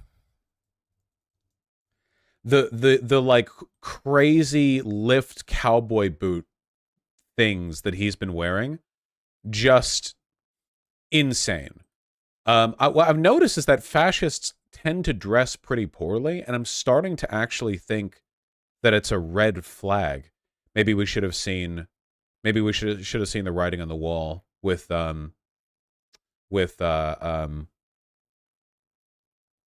Fetterman. I feel like I'm saying this now because I've started to dress well, so now I can say it. I feel like dressing well is just another form of communication. It's not something you have to do, but it's something that as a politician, you are expected to do because you're a politician, obviously. And something that I've noticed is that some of the worst people in DC dress really fucking poorly. This is often made fun of by Derek Guy, that like sassy gay fashion, like formal menswear fashion Twitter account. And I feel like it's a lapse in communication the same way that you would expect from a person who has something to hide or somebody who isn't very well socially acclimated. Ron DeSantis is a terrible communicator, and everyone makes fun of him for it. And that tendency extends all the way down to his clothing. You can see from the way he wears his lifts that he's definitely wearing them with like his heel is right here. See, his heel is right here. So he's got like, I don't know, 3 inches of lift. Also wearing his pants, his pants over the boot down to here, so you have like a noticeable line right here. Insane, genuinely insane, psychotic behavior. Absolutely psychotic. Yeah, and the fact that his boots curl up like this means his toes aren't there. So his toes end right here, and then whoop, and his heels right here, and he's standing on, like, it's really bad. They're clown shoes. Yeah, they're clown shoes. It's very strange. He's got a lot of these, man. In fact, this article, I'm pretty sure, was by Derek Guy. The one on his boots, the one that's blown up recently. Yeah, Derek Guy. There it is. Yeah. Incredible stuff.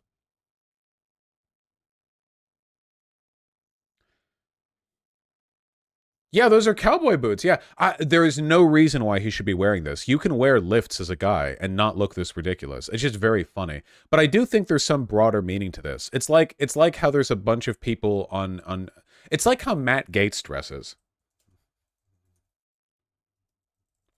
I don't know. Whenever I see how he dresses as well, I feel the same way. There's something more like Matt Gay. No, a gay person would know how to dress. Hold on, let me just go to Derek Guy's account directly, since he likes doing this and can do it better than me. When was the last time you criticized how a conservative dresses? Yeah, I wrote the article.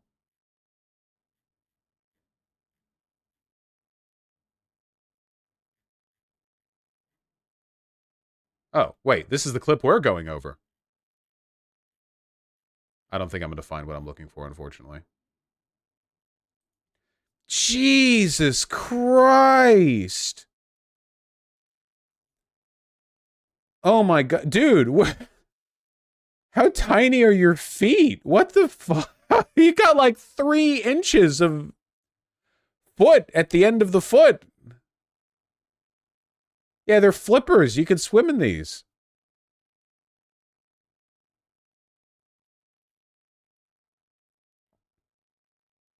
All right, well, let's watch the damn clip. They're being vacuum sealed in there. This is really bad for the leather. Yeah, no kidding. Toeless Ron. Trying to say with this is that in your boots you have heels. No. That's yeah, what they're trying to say. Those are just standard off the rack Lucchese. How tall are you? How tall are you, guys? Are you kidding me? How tall? 5'11". 5'11". Okay. Cow, why? You're so insecure. No, you're not.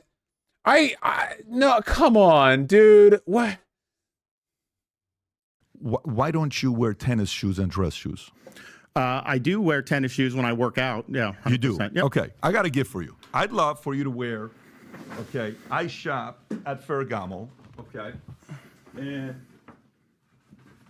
Okay, I'm looking up Lucchese boots right now, and to be clear, again, there's nothing wrong with them, though these are very expensive. These are like $1,000 cowboy boots for rich cowboys, rich little cowboys. But if you're gonna wear like lifts as a guy, especially in the form of a cowboy boot, it would look like this. Like you would literally have the heel here. There's nothing wrong with wearing this. It's cool, good fit, you know. Like that's a good boot. Yeehaw! Howdy, howdy.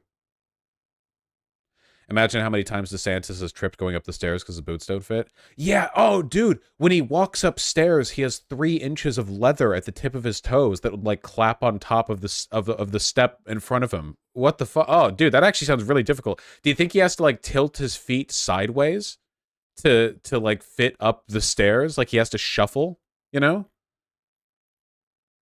I'm trying to see if I can find what style of boot he's alleging these are. They're not all weather or cowboy because those have distinct heels. Loafer, Oxford, no. What about polo? No, those have distinct heels. Okay, I am currently looking at the list of shoes they have available, and I genuinely do not think he could have had his shoes look the way they do without extensive customization. Or possibly he just went 7 sizes up and then crammed heels inside of them to pretend that he wasn't. Like, I think what he did was he would have had to take boots like these, ones that don't have a distinct heel, and gotten way sized up, then stacked like 20 insoles in there until his heel's right around here. And then that's why the toe is so long. That's the only thing I can think of.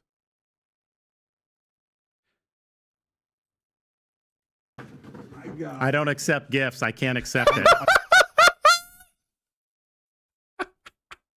Coward. Coward.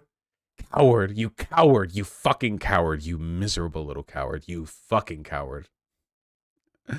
Oh my god. This is very funny.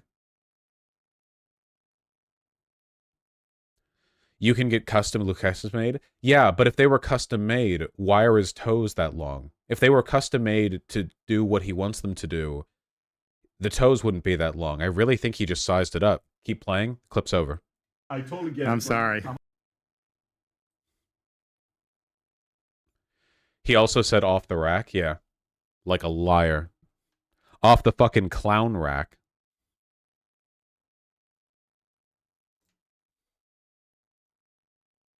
Vosh, is this gender-affirming footwear? Unironically, yes. Yeah. Cis people do gender-affirming shit literally, like, all the time. They just don't think of it that way because to them it's like just doing a normal thing. So they don't, like, it doesn't occur to them. Like, keep in mind, man, basically all suit jackets, just regular suit jackets, have padded shoulders so that there's a more clean and consistent line that goes out from the shoulder down to where the arm begins. That's like a make your shoulders bigger thing.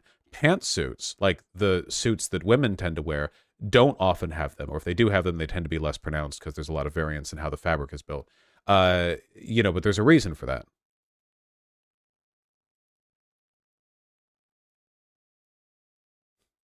Access denied. What are you guys linking me?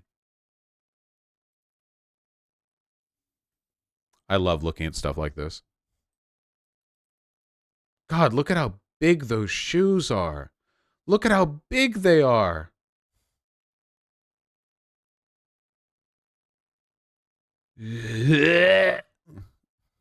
Sorry. Incredible stuff.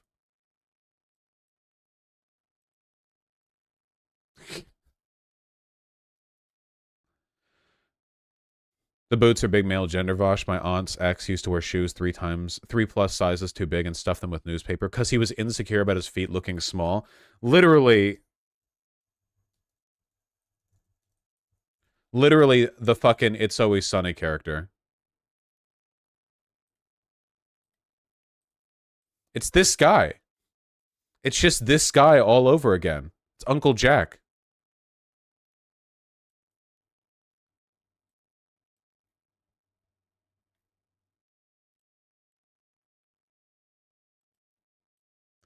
Raid Rudy Giuliani's clown shoes. What the fuck? Dude, what is going on?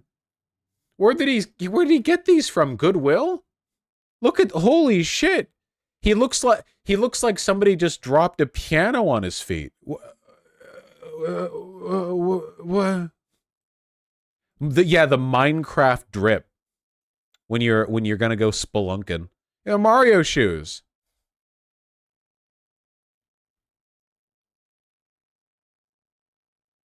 Is this also like an Uncle Jack kind of deal for bigger feet? I don't get it. Aren't these people supposed to be millionaires? Well, that's the thing. You know, there's really no accounting for tastelessness. This is what I mean. I genuinely think that, like, bad people are more likely to be tasteless. I know that sounds really stupid and fake, but I kind of believe it. Like, Donald Trump is all about the golden toilets, right?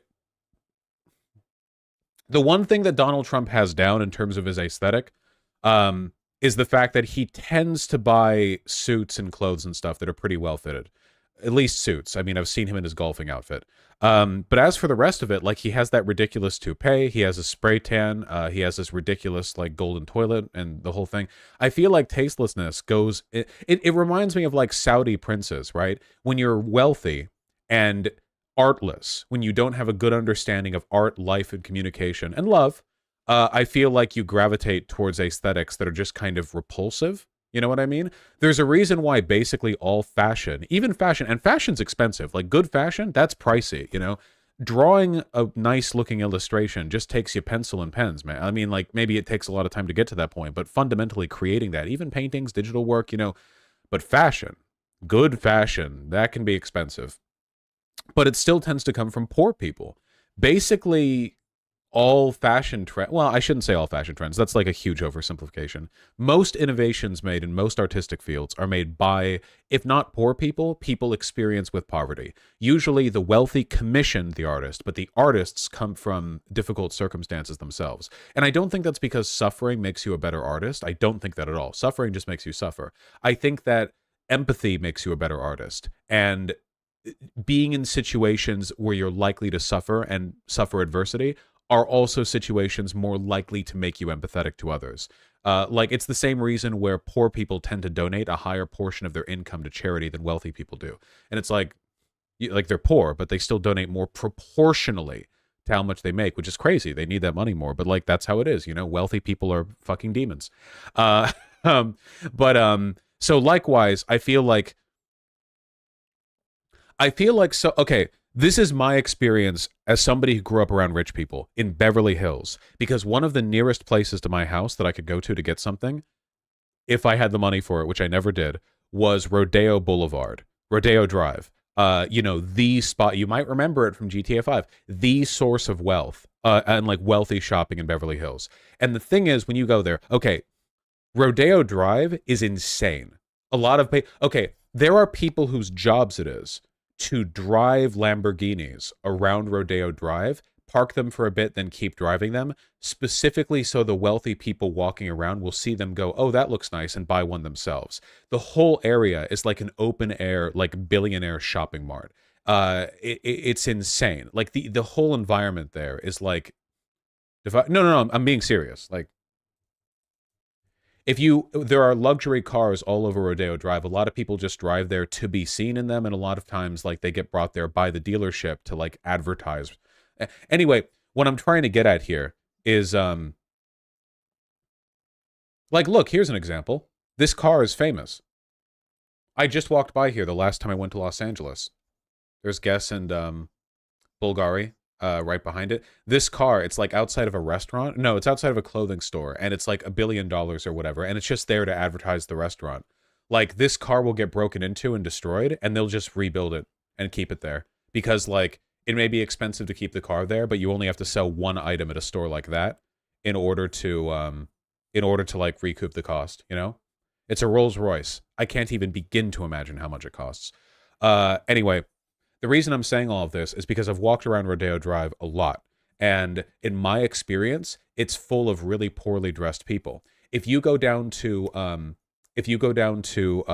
downtown Los Angeles, there are a lot of Black and Latin poor people, And if you walk around in like the fashion district, the garment district, or if you walk around in the downtown market, which is huge, if you walk around those areas, there will be a lot of people who are probably not wealthy, just judging from them, just quick look, just quick look, but are dressed really, really well because, not only can you dress well without that much money if you know how to, but also dressing well is a message that they're trying to communicate, a fragment of their personality, an aspect of what they value, what they care about.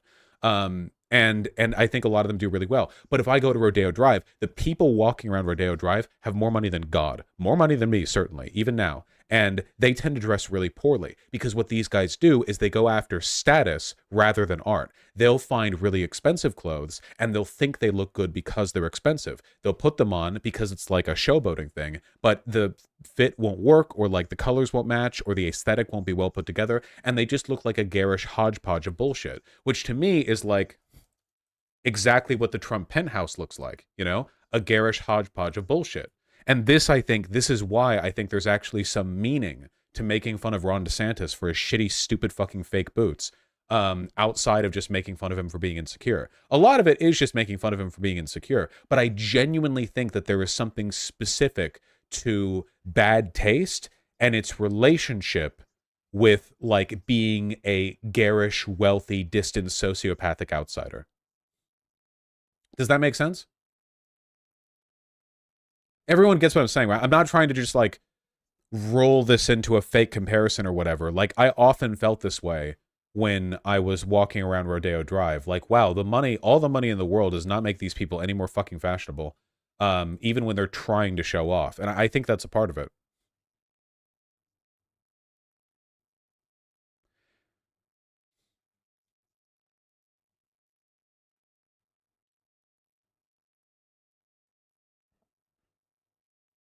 You know a billionaire, the Radical Dino?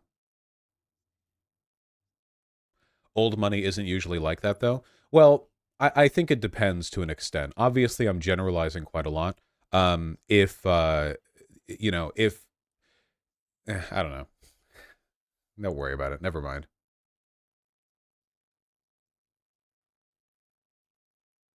I think you perfectly describe how Rococo was just riches wanting to show off they had money in their architecture. Yeah, stuff like that. So basically, you were a fascist until you were a fascist till your fashion arc. Yes, that's why fascist and fashion sound the same, actually. Yeah, that's true, Turan. Pandix TKS. Tall people tend to win these elections. This is something. Oh, really quick note, really quick aside. This is something that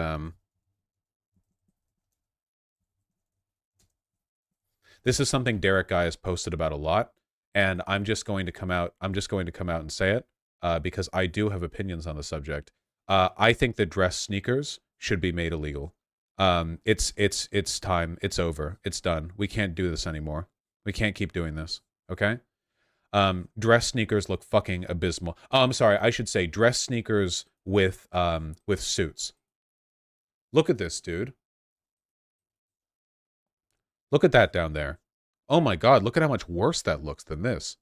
Basically, dress shoes have a reputation for being uncomfortable, which they don't have to be. If you go to a proper shoe store, even a Nordstrom's is fine. But like, if not a Nordstrom's, like, first of all, these are DC politicians. They have plenty of money. So no excuses here. But even if you don't have a lot of money, you can get a nice pair of dress shoes for like $200 that'll last you your whole life if you treat them well. And if you know how to get them fitted and you know how to look for them, you can find ones that are comfy. But dress shoes have a reputation for being uncomfortable because they're not cushioned the way sneakers are. So they're like, oh, what if we make dress sneakers? Okay, it'll be like leather on top, and the rest of it will have like a sneaker band, and it's miserable. It's so bad. No. Meet the member of Congress who's trying to save capital's souls. What? Unironically, if you're going to wear sneakers with a suit, wear sneakers. Be bold with it. Okay?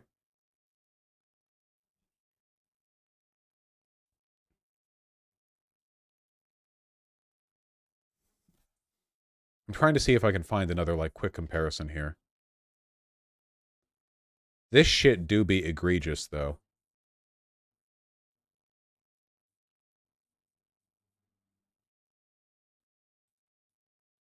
Fashion hate crime. Democrat Hakeem Jeffries defiles Oval Office with dress sneakers. That's a real title, by the way, to a Beacon article. Hakeem Jeffries, what are you doing? What are those? Next to our president, insane. They're right, though. They are correct. Dress sneakers are fine, but not with a suit. You can wear dress sneakers with like a t-shirt and blazer, but not with a full suit, you know? If you're wearing dress pants, you cannot wear anything other than dress shoes, in my opinion. Unless you really know what you're doing. Also, the socks are ridiculous. Okay, I'm sorry. That was totally tangential. Vosh with a summer suit, maybe? No, even then loafers. Loafers. If you're doing summer suit bullshit, hell yeah, brother. Dog, imagine fucking going to DC dressed up in this fit. Hell yes. Get out there. Serve it. Feeling extremely cunty today. Gonna show up to Capitol Hill with 2 buttons unbuttoned, loafers, and a gray suit with a pink shirt. Absolutely. Let's go. Let's fucking go.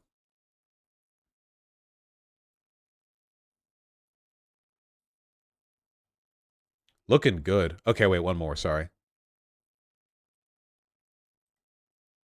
This fucking Pierce Brosnan-ass motherfucker. Look at that. Holy shit. I wish I looked this good in anything.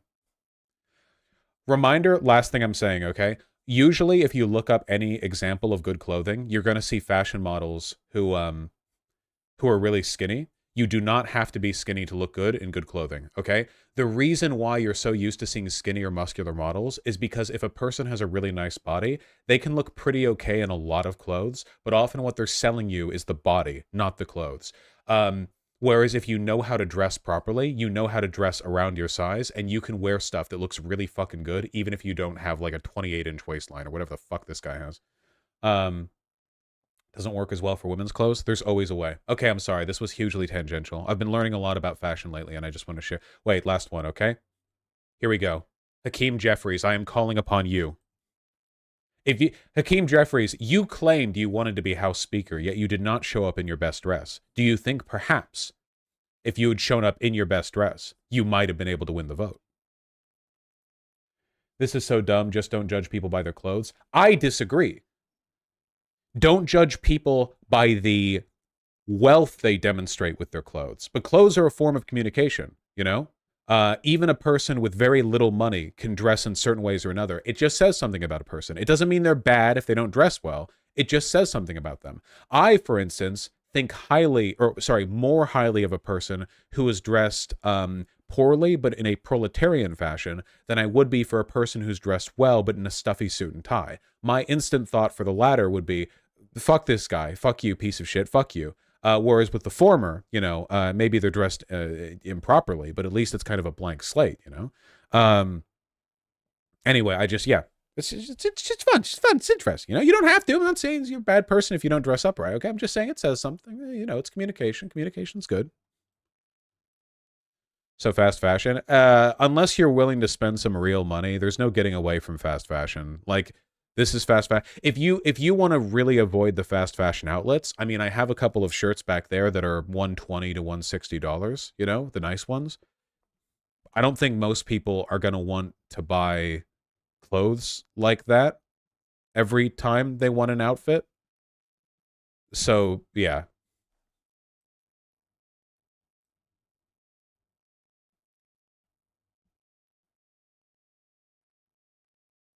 I just wear all black clothing all the time. I think it's good to get away from that trend, personally. Is it bad that I enjoy spending way too much on clothes as long as the clothes look good? You either pay a shit ton of money for fast fashion or learn how to sew yourself, or go to Nordstrom Rack. Nordstrom Rack, you can find good shit that is not fast fashion, that's more in the line of like 60 to 80, like depending on what you're getting. You can find some good clothing there. Or eBay, or Etsy. There's lots of stuff you can do. Sorry, that took way too long. I'm sorry. Can you remind me again what the best underwear brand is? Oh yeah, it's MeUndies for that micromodal shit. Not sponsored, by the way. I just own like 50 of them. I'm so committed to MeUndies that I bought one of every single type of men's underwear they have, including a jock strap, purely because I felt like I was a LARPer interacting with other homosexuals in the local Seattle gay scene without owning at least one jock strap. I wore it, by the way, looked in the mirror, and I gotta say, I don't think it's my thing. That might be a bit too much for me. That might be a little bit too gay for me. I struggle to imagine a situation where I feel like that would be the outfit. That would be a component in the outfit I'd go out there and wear with. You know.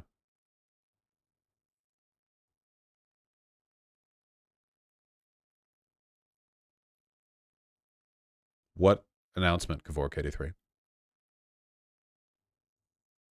Do I ever shit my pants? Did you mean shit my pants? Oh, I get it, because then the underwear would stay clean. True.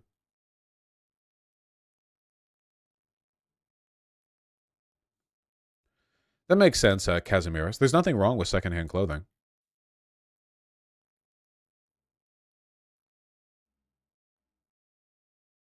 I'm sorry, I think the reason we spend so much time on this is because it's so much less soul-crushing than anything involving Palestine. Do you know of good men's socks that don't break after a month? I just buy Hanes. Hanes socks are fine. They're good.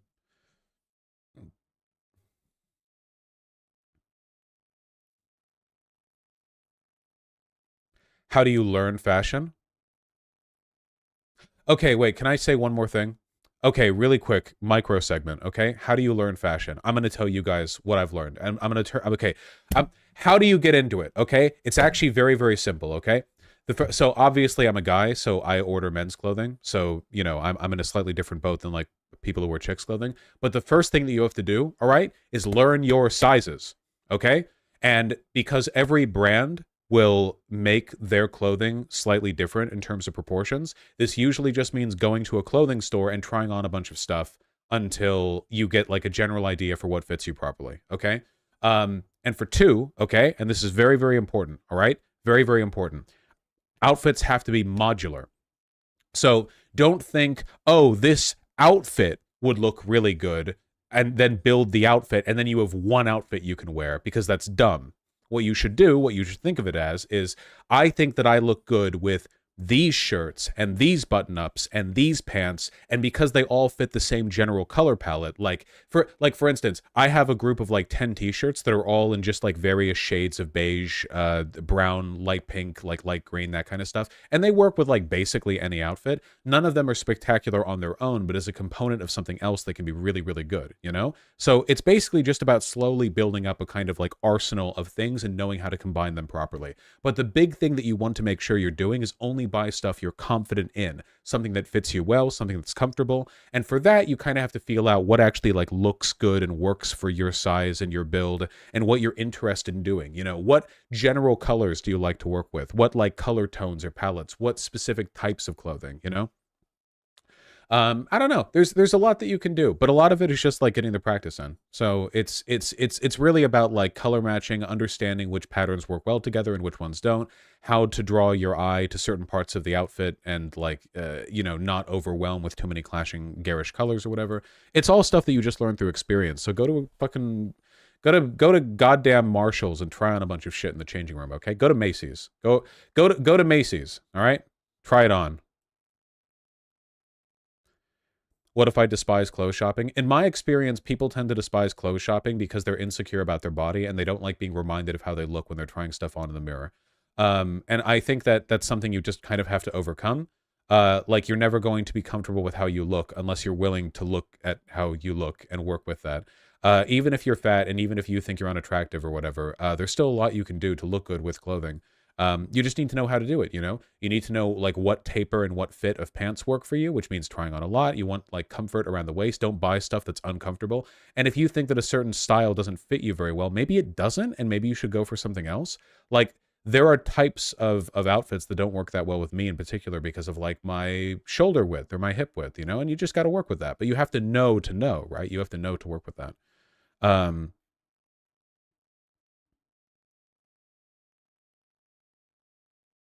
Oh, also, no matter, one other thing, by the way, guys, you will never look good in just jeans and a t-shirt.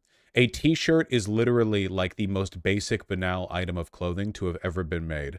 It is impossible to look good from a fashion perspective when the only item that you are wearing on your top is a t-shirt, unless you're doing some crazy shit with the pants. Think of what a t-shirt is structurally. Like, a t-shirt is the most unornamented, basic, flat, like simple, unremarkable item of clothing imaginable. It offers no texture, depth, or interesting form. It's literally just a rectangle of clothing. A t-shirt can be a good component underneath a top, like a jacket or like a button-up shirt that you have hanging over it, or like whatever else. But like a t-shirt on its own is just, you do need more. Yeah. Like, I don't think people understand just how, like, a lot of guys think that a t-shirt is like the default. This is like a modernity thing, okay? For hundreds of years, the default item or whatever was like a button-up shirt. And then it was like, what if you don't have a wife who can sew the buttons back on? Here you go, bachelors, have a t-shirt. It just stretches over your head, you know? And it's like, that's, you know, it's meant to be very simple. No, it was a tunic? Yeah, maybe not hundreds of years, whatever. What if there's a style you like, but it doesn't work on you? That's fine. Like, either you can change things to make it work on you, or you can just, again, start simple, okay? I swear to God, I'm speaking for men's clothing here, but if everyone watching this right now had like 2 pairs of jeans, a handful of t-shirts, and a couple of button-up short or long sleeves that looked okay on them, plus a jacket or two, and they fit well, and they looked good, and they worked well with the color, and they were like, you know, they weren't like just the first thing you found off the rack, that would still put you ahead of most people when it comes to fashion. Okay, I'm so sorry. We really shouldn't be doing this much, okay? JDS Sidjern, I saw your message the last 8 times, and I'm still not replying to it because I've talked about it before.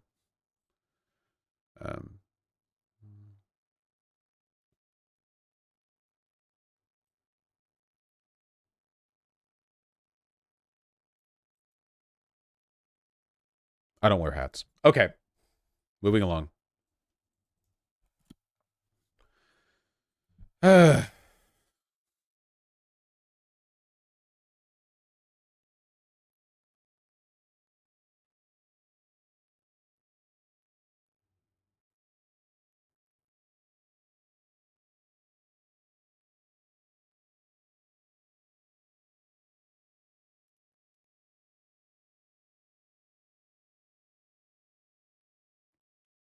Vosh t-shirt and jeans can look good, but only if you have accessories like jewelry, etc., or tattoos. Yeah, then the t-shirt's doing none of the work there. And muscles, I guess. Yeah, I don't think an outfit can really be said to be a good outfit if you have to be fit for it to look good, because at that point you're just advertising your body. And there's nothing wrong with doing that, but that's not really the outfit carrying the water, you know? Have you seen the new PragerU documentary on detrans people? No. How long is it? 21 minutes? Dude, fuck this. The detrans thing is so fucking boring, too. Like, this grift, this line, it's so uninteresting. Also, it doesn't look like it's getting that much attention, though maybe they've posted it. They've definitely posted it to other outlets as well.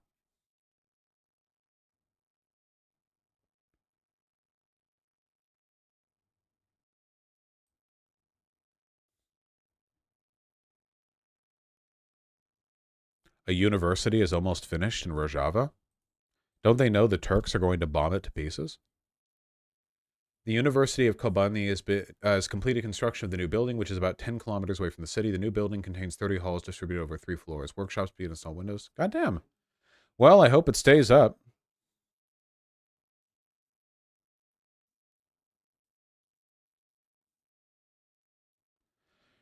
No, please watch it. Elon's been pushing it algorithmically.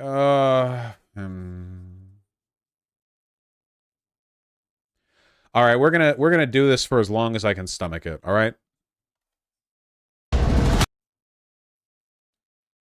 Detrans, the dangers of gender affirming care. Hey, remember a simpler time before Israel was conducting a genocide in Gaza? Remember a time back when we talked about trans people? Courage. Here, boy. Come here, Courage. Oh, it's a full there documentary. See, this is Courage, and he's going to pull me through. Okay, Courage.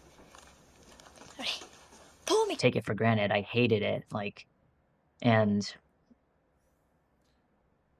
now, like, I would do anything. Yeah, is this copyright? If they're doing like full on, no, they wouldn't do copyright because they want people to react to it because they want the attention. I'd be very surprised if they were doing copyright for this. As is the case with all anti-trans media, we immediately start by hearing the parent before we do the trans person. It's always like this, by the way. Anti-trans narratives cannot include the perspective of trans people because they cannot show trans happiness. They have to show like distanced parents who aren't going to get any calls when they're in the retirement home. They have to show like forlorn music. They have to frame it entirely as a tragedy has struck your child, not as a decision somebody somewhere has made. To have that voice again. Oh, is this the detransitioner? Wait, I thought this was the mom of the kid. Like, that's what I get for skipping, I guess. See this? Oh, that's them watching themselves. Oh, okay. Well, still not showing a trans person technically, I suppose. I'm dumb.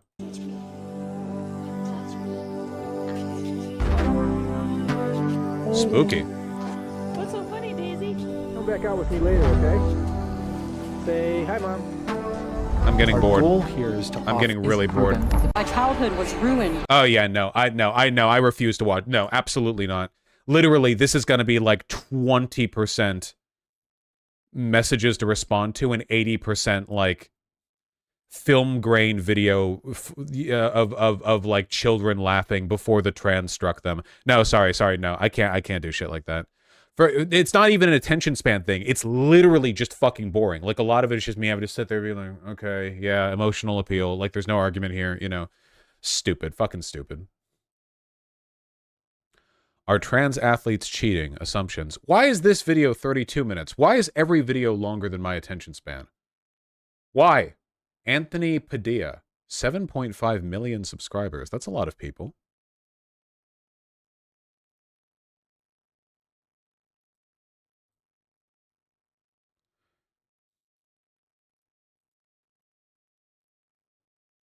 He's from Smosh, lol. Oh, that's not good. Aren't those guys dumb? Or am I thinking of other guys?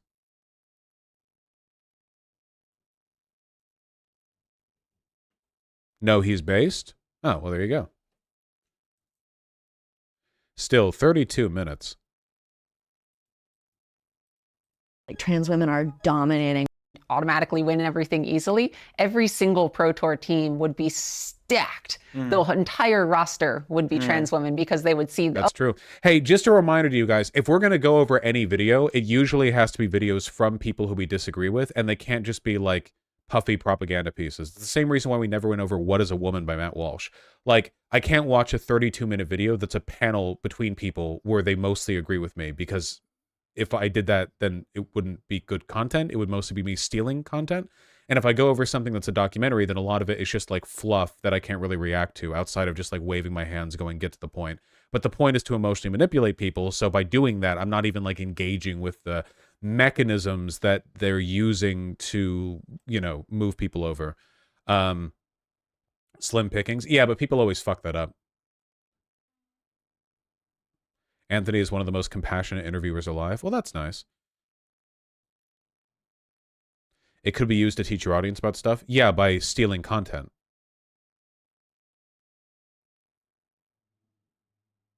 Check out how pets in prisons help keep prison riots down. Why would I care? Coming up on This is an ancient emissary.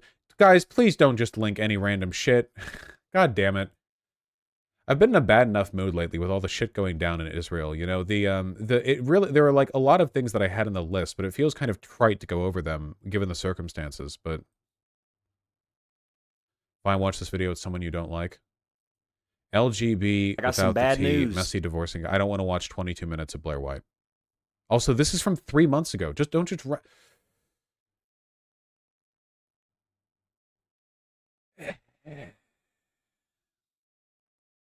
Anything to not talk about Palestine? We've talked about Palestine, and we'll continue to talk about Palestine. Did you watch the new Hell of a Boss episode? Yeah, I thought it was good. People are way too hard in Hell of a Boss.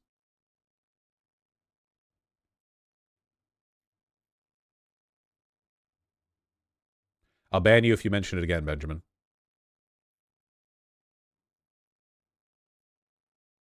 How about you link it, salty internet pirate?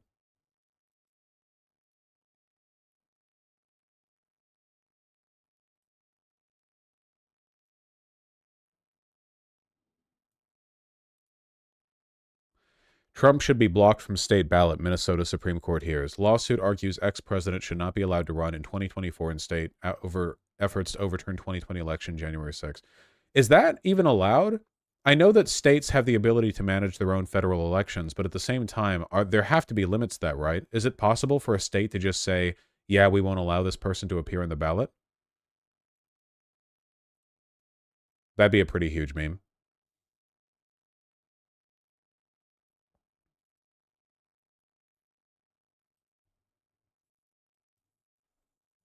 It should be allowed. I worry about the precedent this would set. Wouldn't every red state immediately go like, ah, well, because he, you know, he's in league with China, we don't think Joe Biden should be on our ballot. I don't know.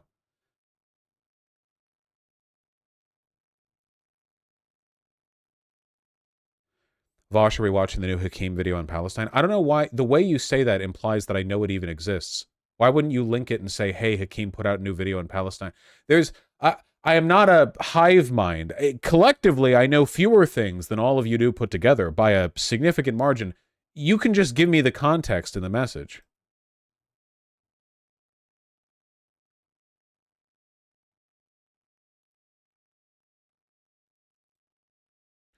Election of 1860, like the whole South didn't allow Lincoln. Yeah, but what happened after that?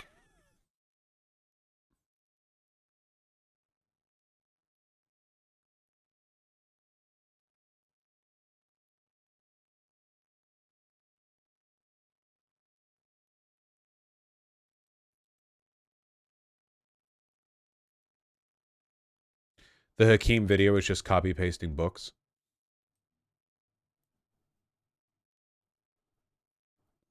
What you need to know about Palestine plus resources. Wouldn't I end up agreeing with most of what Hakeem says here anyway? Like, the subject, like, it's not the Kurds who are being killed, it's the Palestinians. So, like, we'd have something to talk about if it was Kurdish people. If it was Kurdish people, then he would put out a video on how, like, he's offended that he personally hasn't gotten to participate in the slaughter. But on the Palestinian people, you know, it's you know.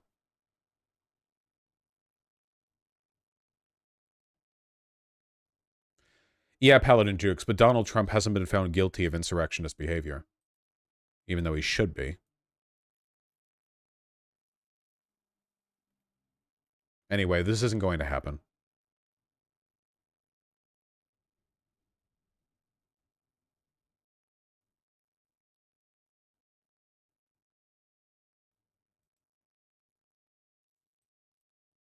You little.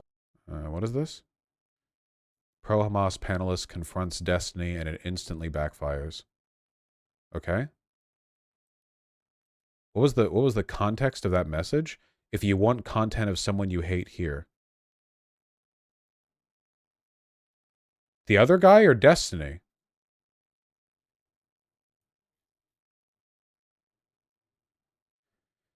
I made a mistake by telling chat that I wanted better links because you guys actually get significantly more annoying when you do that, or when I tell you that.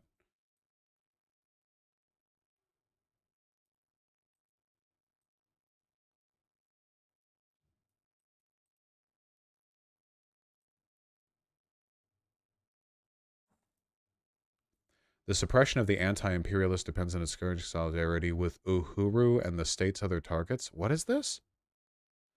News with theory. Drop the charges against the Uhuru 3. Oh, this was the crazy... Yeah, I remember this. To understand the nature of pro-imperialist psyops in the era from after the Ukraine war started... Dude! Okay, hold on. We're being English teachers for a moment here, okay? If you're going to open an article with to understand the nature of pro-imperialist psyops in the era from after the Ukraine war start... First of all, this is grammatically fucked, okay? Why would you try to pull out, like, big dick theory language, pro-imperialist psyops, if this is how you're framing it? To understand the nature of pro-imperialist psyops in the era from after the Ukraine war start, why not the post-Ukraine war era? Like, why, this is so, yeah, C-, dude. Written up in a fucking coke-fueled haze. I recognize this name, too. Rainer Shea? I think I recognize... Oh, this has 4 likes. This has four guys. Oh my God. We've now given the first paragraph of this more views than it would ever get multiple times over if it just. All right.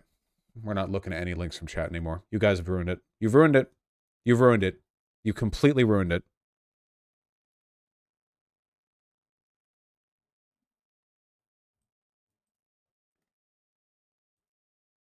Hey, this is good.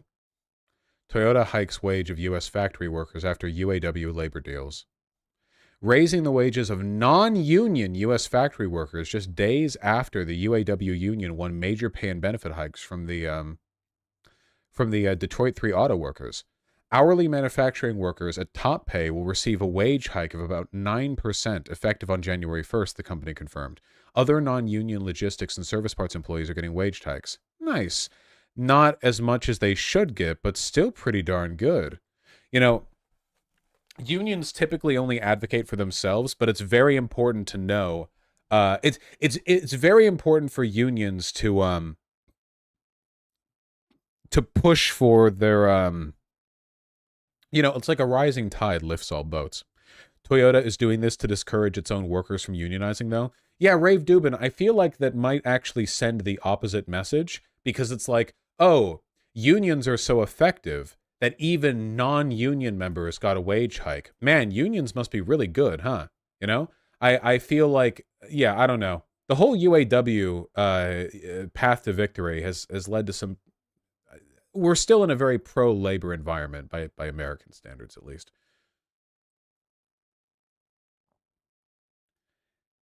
Going after Tesla now? Are the workers in Tesla unionized?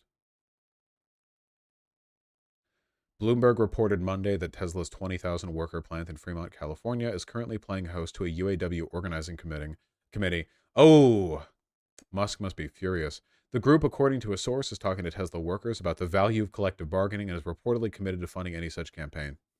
I don't know whether or not Tesla workers would go for this, in large part because my impression of Tesla workers is that they're all drinking the Kool-Aid. Like, there's a very strong internal culture of, hey, we're working for Elon Musk. We're working at the factory of the future, you know? And I think it leads a lot of them to, at least the senior management, maybe not the actual workers, but the senior management, you know, would be the ones stopping the goddamn union from happening illegally. Do we know the full details of the agreement reached at the end of the strike?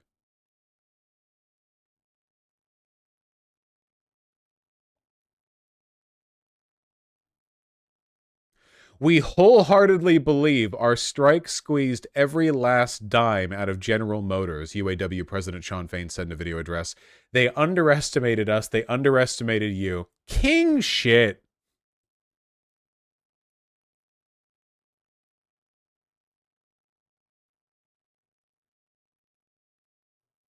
Can we go over Musk and Joe Rogan clip where they talk about weird conservative stuff? Nope. Joe Rogan copyright claims is shit now.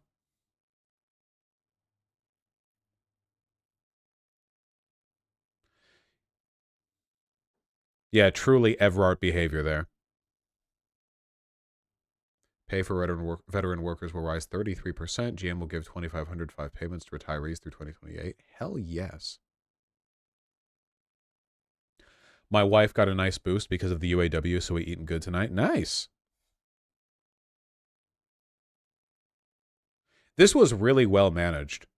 There were a lot of people saying that Shawn Fain was like blowing everything up, that he was being ridiculous, that he was like over taxing the auto companies. But it's pretty clear that he actually handled things really effectively.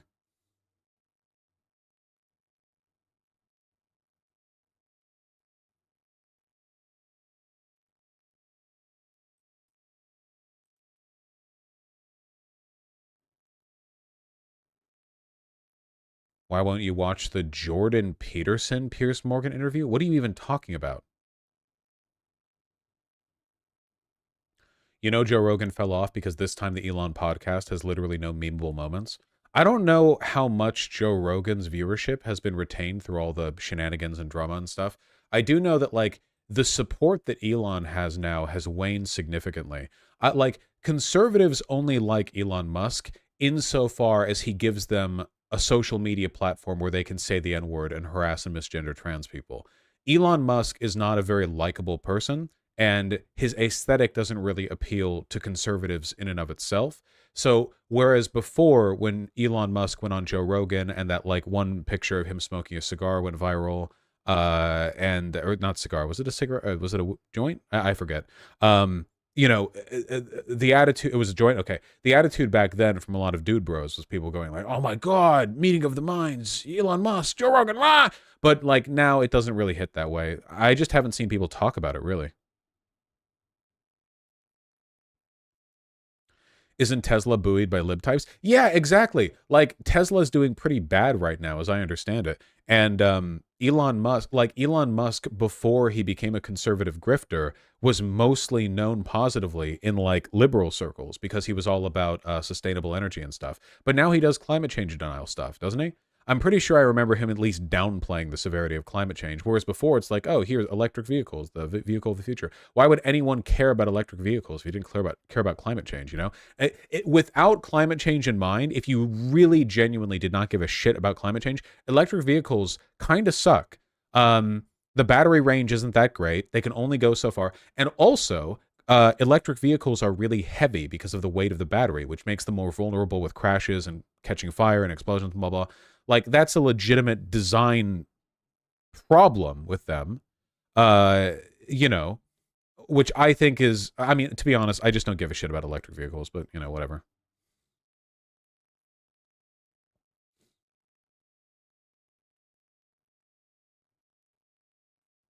Better at not rolling over. Well, because they're so heavy. You could put a bunch of lead bricks in the car and do the same thing. Yeah, but that's not most of them, Benjamin. I'm pretty sure Adam something made a video about why electric vehicles are a grift. Well, they kind of are. Here's the thing, right? Like the problem, like a huge portion of our expended energy when it comes to vehicles and travel and like freight and transportation, everything. What we need to do is A, rely more on trains, and B, more on electrified rail. The problem with cars is that if you replace every regular car with an electric car, all you're really serving to do is preserve the exact same city planning decisions that lead to all this inefficiency. You're just like, you know, spending slightly less combustion doing it. It's a fundamental problem that needs to be addressed on a fundamental level. I agree. That's what I was saying. Yeah, yeah. Like something like 70% of the freight by weight in America is moved around by truck. A lot of it is moved long distances. Sometimes it's like they're like last minute trucks that'll move stuff around within a city, like towards the end of a destination. To some extent, this can't be entirely mitigated. No matter how advanced we get as a society, we're always going to have the idea of like, we need to ship a large amount of this stuff to a big warehouse, and then people will take trucks from the warehouse to local places. Like, that's always going to be a thing. But it can be done a hell of a lot better than we do now, that's for sure.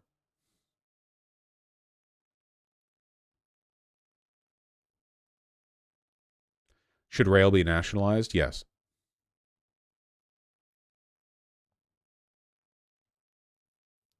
Yeah, yeah, the increased weight of electric vehicles do quite a bit of damage to the roads as well.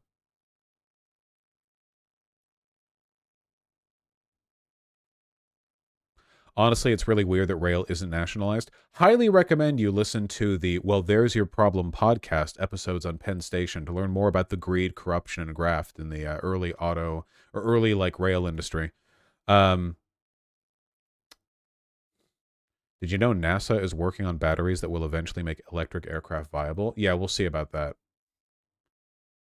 Then whatever leads to the next big breakthrough in battery technology is going to be like an insane game changer, you know? Innovative battery pack that is lighter, safer, and performs better than batteries commonly used in vehicles and large electronics today. A solid-state battery. What is it? Solid-state batteries do not contain liquids, which can cause detrimental conditions. Hold more energy and perform better. How? You can't just say that this works without revealing the principle that allows it to work.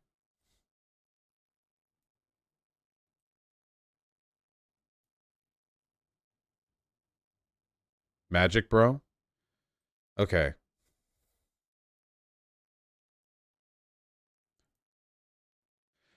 Innovative new materials yet to be used in batteries, which have produced significant progress in power discharge. During the past year, the team successfully increased their battery's discharge rate by a factor of 10 and then by another factor of 5, inching researchers closer to their goal of powering a large vehicle. Okay, the discharge rate is cool, but what about, like, how much can it store?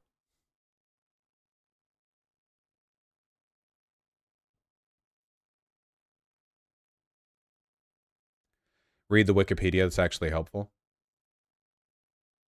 Electrodes and a solid electrolyte instead of the liquid or polymer gel electrolytes found in lithium ion. Which electrolyte?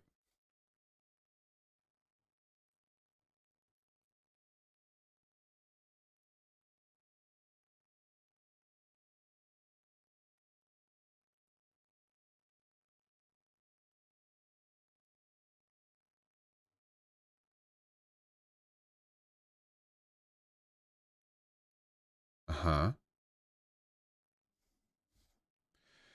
Svolt announced a production of a 20 all solid state batteries.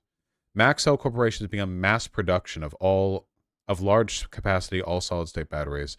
Mass-produced battery has an extremely long life and heat resistance. Furthermore, mass production of the 200 millimeter. But which electrolyte?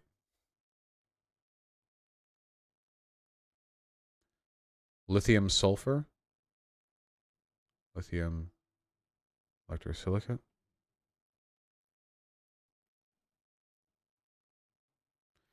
It's up at the top paragraph. Well, they said some, but like, what are they going on right now?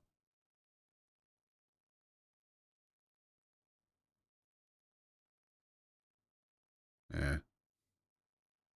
The one I linked was selenium sulfur, I think. I don't even know what the fuck selenium is.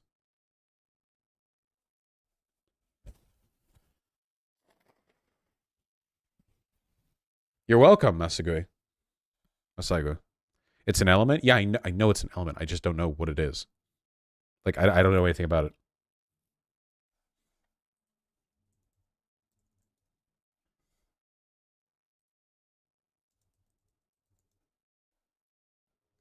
Just look it up in Wikipedia.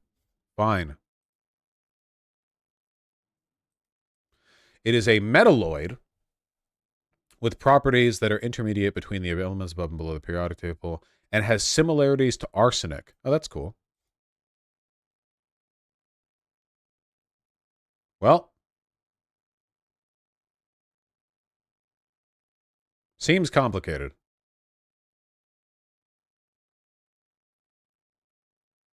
Yeah, it's largely cultural, IBANS 12. It's so bad here in North America.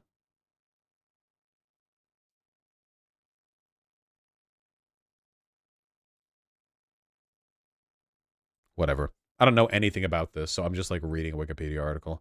I guess it's just, yeah, the fucking Palestine stuff, man.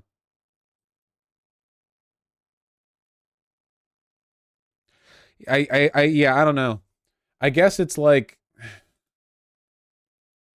you can feel for a moment the sort of a sympathy towards people who sort of withdraw from politics, because for a lot of people, it really does just feel like bad things happen and you watch.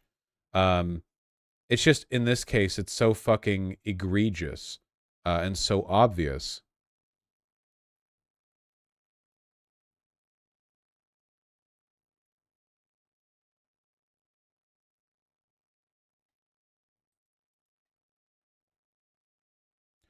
The Israeli ambassador just gave Biden a middle finger. He does not know what a humanitarian pause means. I mean, I guess he probably doesn't. Good, honestly. I think that Israel, right now, it seems like the current trajectory for Israel is to be as unlikable as possible to everyone. I think that if Israel acts unlikable enough to American officials, it slightly increases the likelihood of, yeah, please antagonize Biden more, okay? Please, God.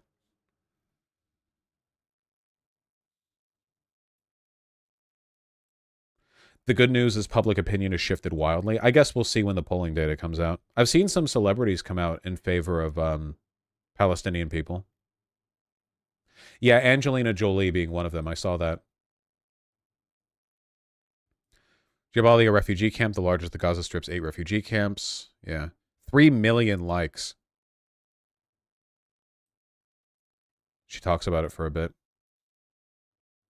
Is there any path to Biden moving over? I don't fucking know. The only way Biden would move over, the only way they would change, like, course and change the sort of their behavior on this would be if they felt it wasn't electoral suicide to do so. But it feels like it's electoral suicide for them to continue on this path, so. Amy Schumer is still being Hitler? Yeah.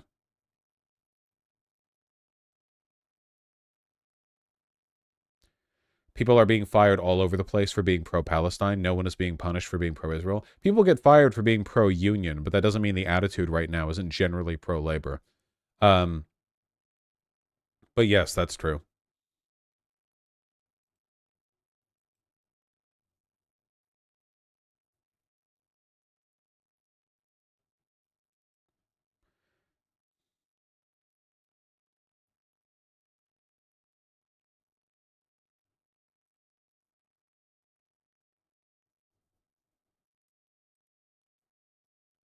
When Biden called Netanyahu after the strike on the AP building, he declined to chastise him. Instead, he led Bibi through a long Socratic exercise. Help me understand your strategy, he pleaded. Biden spent more than an hour conducting his inquiry in the spirit of friendship, but he was also trying to expose the shortcomings in Bibi's thinking. He asked, how will this end? When we restore deterrence, Bibi explained. And how will you know when you've restored deterrence? We'll know. Bibi inadvertently admitted he had no defined objective, but Biden held his tongue. It's like dealing with a child. On May 19th, Biden placed his fourth call of the war to Netanyahu from his residence. In each successive call, Biden tried to intimate incrementally greater skepticism about the need to continue the assault on Gaza. Now he wanted Netanyahu to know he was out of time. We need to accomplish more, Bibi told Biden. Though the intervals kept shifting, 2 days, 52 hours, and indefinite extension, he kept begging for time. But he struggled to justify his request because he couldn't point to fresh targets that needed striking. Hey man, we're out of runway here, the president replied. It's over. And then like that it was. By the time the call ended, Netanyahu reluctantly agreed to a ceasefire that the Egyptians would broker. This was back from what, 2020? 2021? As reported in The Last Politician by Franklin Foer. So this isn't a book. Okay. I guess it's difficult to know how trustworthy that is.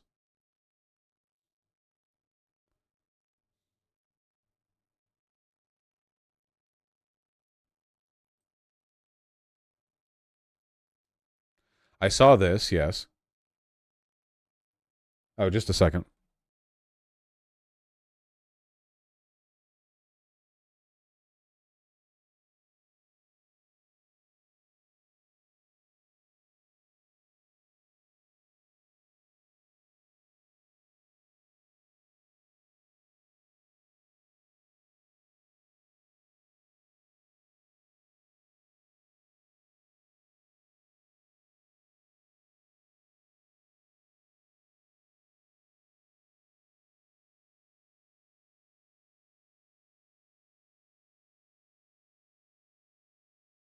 Dope.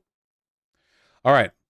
Yes, the director of the UN's New York office resigned after 3 years because of what's going on with Palestinian people. That's cool. Great, cool, great, great, cool, great, great, cool.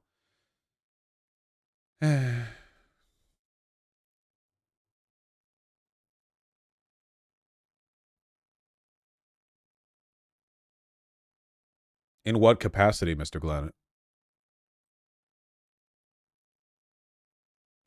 Have I seen this H3 podcast highlight? Why would you... Hold on. You guys are really... I don't even remember who said it. The person who linked this said, have you seen this H3 podcast highlight? It released 51 minutes ago, and I've been streaming for 2.5 hours. How could I possibly have seen it? Why wouldn't you say, hey, you should look at it? Why would you say it like that? That sets my expectations differently. Sorry, that was me. I'm sorry. Yeah, you should be fucking sorry. Yeah, I'm sorry.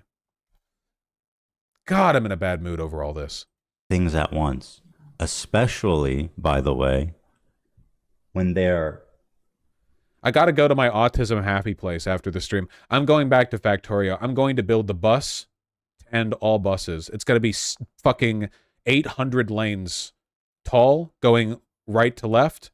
And it's going to auto rebalance its contents between lanes every 3 steps. It's going to cost 1 billion fucking iron per inch to build.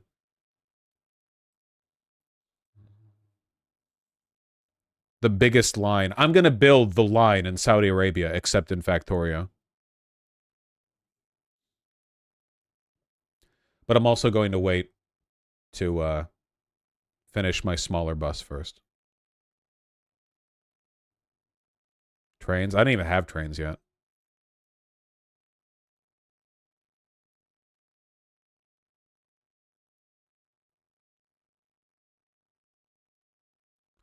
Why the F are people going after Gila, or is it more right-wing BS to play here? Because Gila was in the IDF, but she was they conscript in Israel.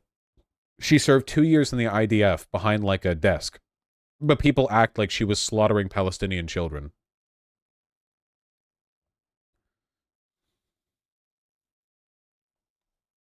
The H in Gila is silent, really? Okay. For the express purpose of trying to destroy. Should probably move my thing. You know what I think the real problem is? Not enough game streams. I think that's the reason why I'm so on edge. Unironically, every day I hit the go live button, and it's like time to spend an indeterminate length of time engaging in suffering. The whole point of the game streams is to take a break from that. That's the whole point. That's the entire point. How do you think, not right now, obviously, but how do you think like comfy TTS over Factorio would be? I feel like Factorio would actually be a lot more interesting to watch than Diablo 2 was, because I can narrativize Factorio, whereas I can't in Diablo 2. Diablo 2 is just you're blundering, but with Factorio, it's like we're going to build the biggest goddamn train. Yeah, we're going to do Metal Gear Remastered when I'm ready for like a narrative game thing. I feel like that could be fun.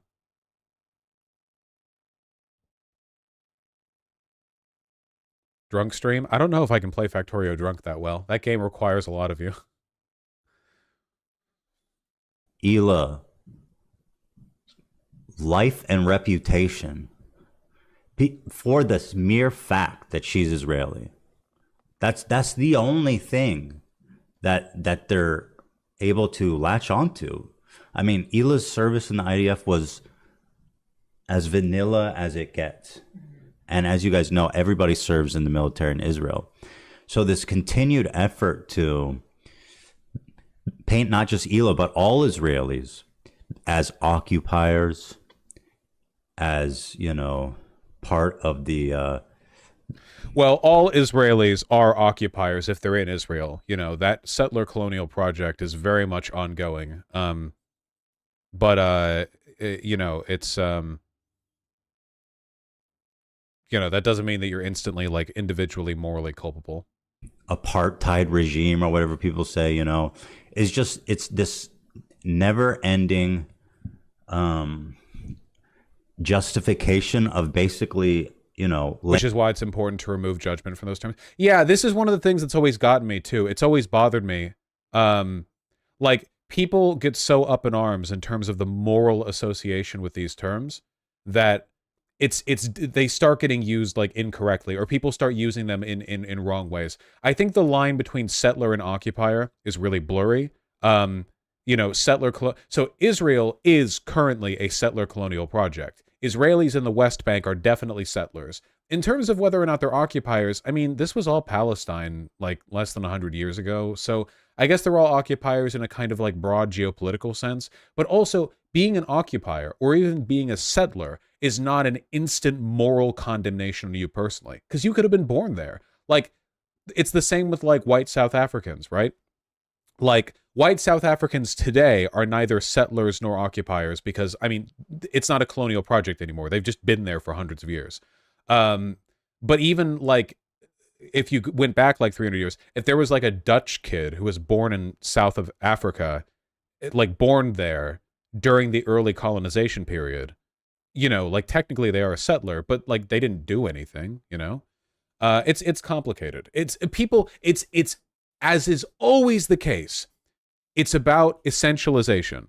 It's about the inability to distinguish socioeconomic categories and individual moral culpability. Yes, technically not all Israelis, because there are Israelis outside of Israel and there are Arab Israelis. Yes, that is true, you know. Fake nationality, don't care, Dutch people are not real. That's true.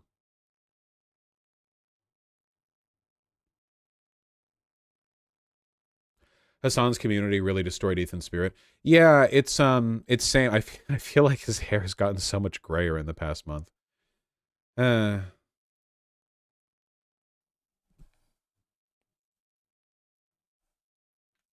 Laying the justification for killing Israelis, regardless of their and their dog just died. Role, you know, and I am obviously fully against that, and so I find it important for me to talk about this stuff because I don't see a lot of people doing it at all, especially in leftist circles. Okay. And so people say, dude, who cares? You know what I mean? Who cares? People, okay, yes, you're right. But I'm going to care. I'm about to care about two things at the same time, if you'll bear with me there. Thank you. You know, also. This seems like it's a vent stream component.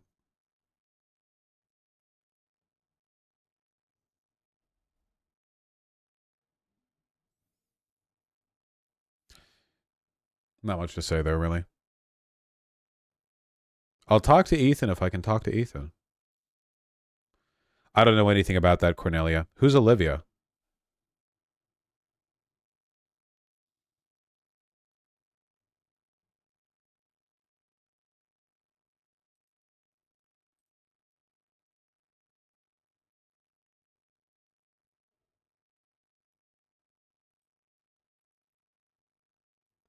Olivia is one of the older crew members. What did Olivia like on Twitter that got the denunciation?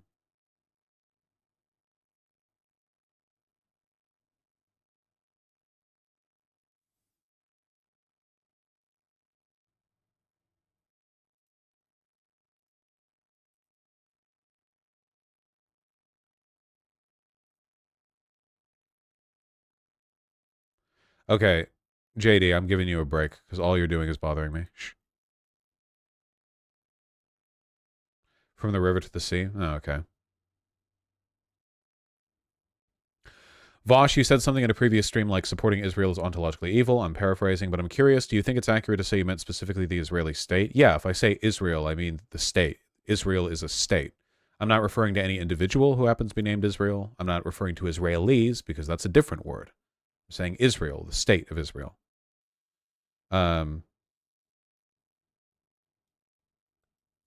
Pakistan is forcing 1.4 million Afghans out of the country right now. It's not getting any attention either.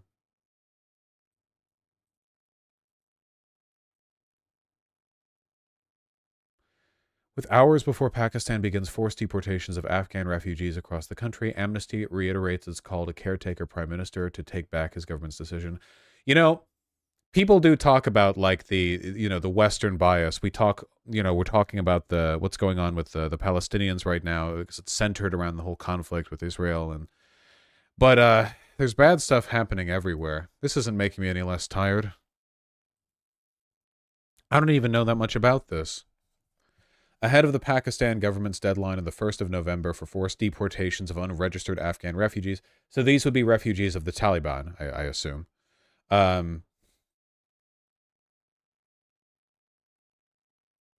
More than 1.4 million refugees are at risk of being uprooted from the place they've taken refuge and called home. There's still time for Pakistan to act swiftly today to avoid creating a crisis where families are rendered homeless, denied access to livelihood.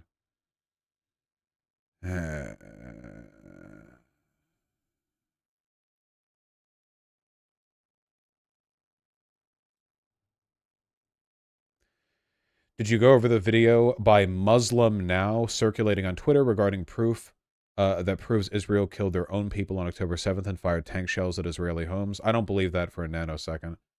From Muslim Now, that's the name? You know what? Sure, let's take a look at it. Fine, link it. Slightly drunk, link it again.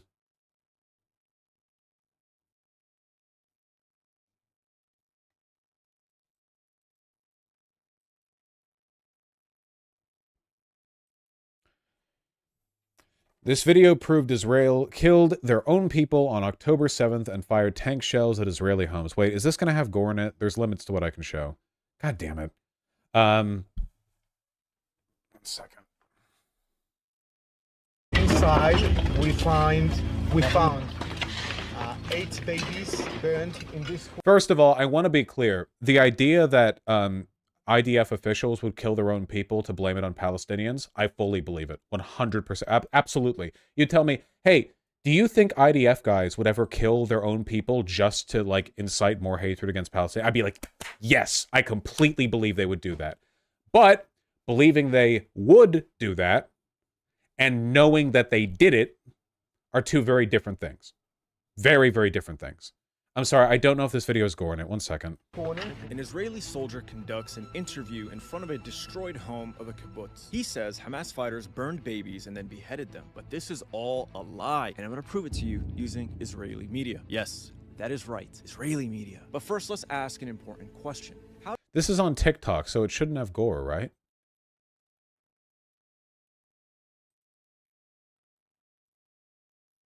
It cites gray zone. Great. At 3:33, there's something. Okay. This video already sounds bullshit. Yeah, I don't know if the content of this video is correct. Obviously, having not watched it. But I think it's good to be able to distinguish, like, truth from propaganda. Well, propaganda can be truthful, I guess. Dishonest versus honest propaganda, just based on how it's framed. How did the concrete walls of this home behind the soldier turn into rubble? Fires burn wood and other flammable items. They do not collapse concrete structures like this. Children in the same room, then someone come and kills them all. 15 girls and teenagers that put in the same room, 3 hand grenades, and this over. This is a massacre. Now the Israelis want you to believe that Hamas fighters did this, but we know that they were only armed with machine guns and small grenade launchers. Okay. So right off the bat, pretty easy target for criticism here. Pretty easy to tear this apart. So Hamas fighters have grenades, which can absolutely destroy those walls, 100%. Also, Hamas does have explosives.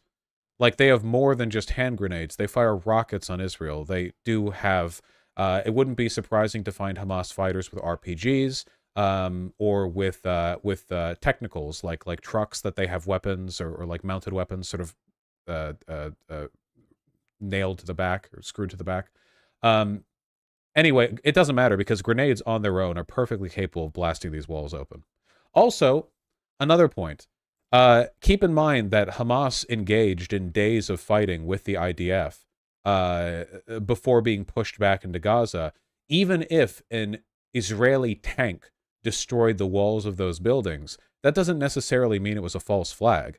Like, if Hamas took the area and then fought with the IDF, and then an IDF tank fired in that direction, that's not really a false flag. Like, they're just fighting, like, you know, that's not really that sinister, is what I'm saying. But okay, let's continue.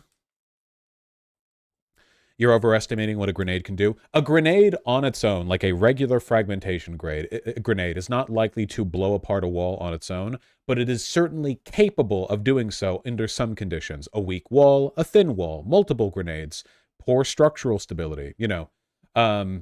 It's not impossible. Also, they literally had bulldozers as well. That was how they got through the fencing.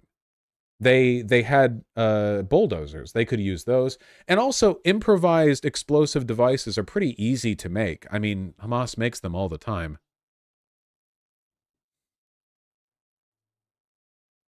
Okay, so stop with the semantics. The first point we have established is that the opening claims in this video are kind of suspect. That doesn't cause this level of damage. So then how did they do?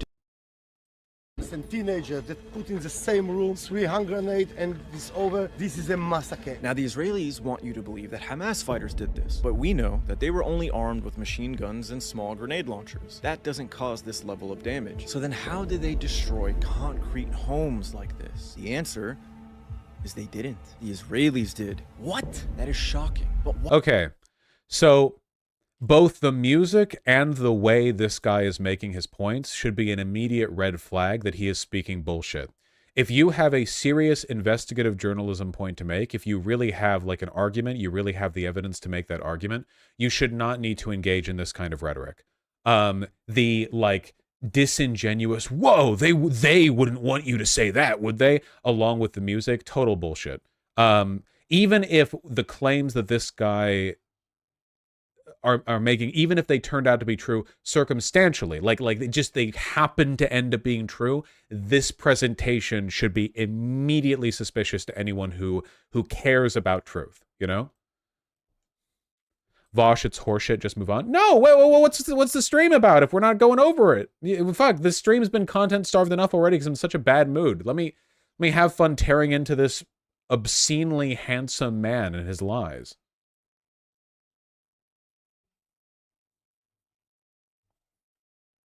Why and how would the Israelis do that? Well, Israeli media has all the answers. They interviewed the IDF soldiers who responded to the Hamas attack. So first of all, the question, how would Israel destroy buildings, should be immediately answered in your mind with effortlessly with their military equipment.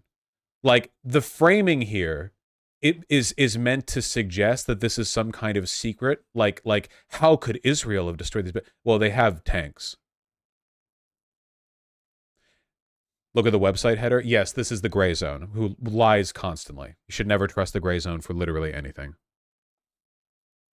And they learned something shocking. The IDF was struggling to handle the Hamas fighters. Tuval Eskapa, or however you pronounce his name, a member of the security team for Kibbutz Be'eri.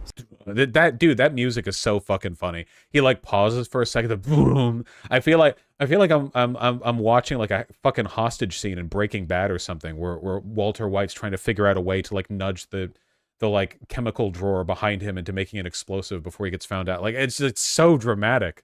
Set up a hotline to coordinate between kibbutz residents and the Israeli army. He told the Israeli newspaper Haaretz that as desperation began to set in, the commanders in the field made difficult decisions, including shelling houses on their occupants in order to eliminate the terrorists along with the hostages. So first of all, this information is coming from the gray zone, which should never be, like, literally should never be taken seriously.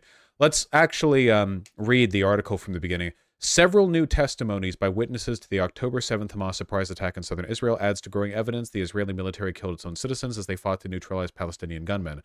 Tuval Eskapa, a member of the security team for Kibbutz Be'eri, set up a hotline to coordinate blah, blah, blah, and as desperation set in, the commanders in the field made difficult decisions. So this is being reported by Haaretz, which is reputable. Okay, so then I believe the quote then. Okay. Oh, wait, Gray Zone's interpretation of the Haaretz article was incorrect. Is that true?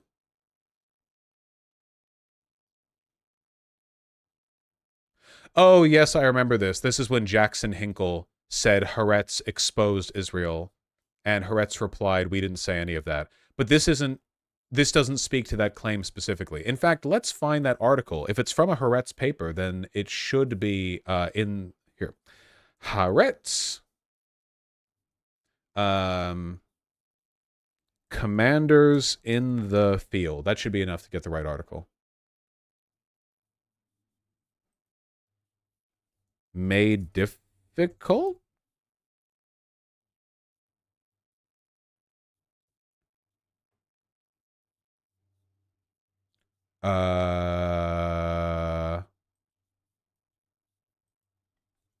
Decisions?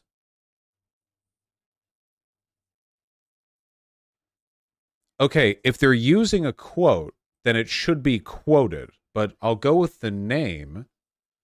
Tuval Eskapa.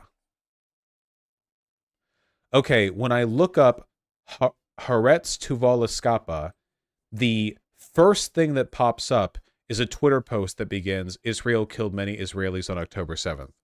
So that's a bit suspect. I'm also not seeing the article from Haaretz.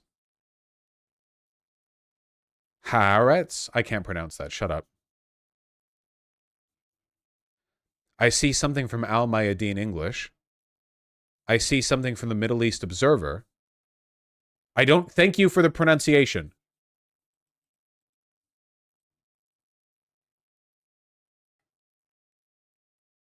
From the Gray Zone article. This is not in English.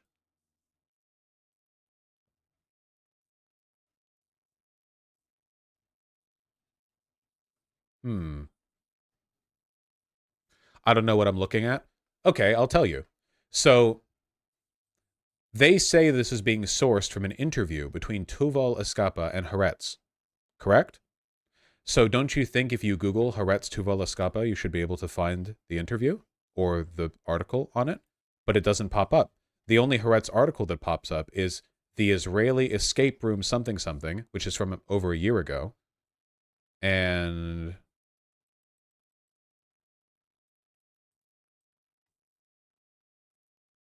I don't see it. I do see a lot of conspiracy posting. Here we go. This is translated. Ugh, come on.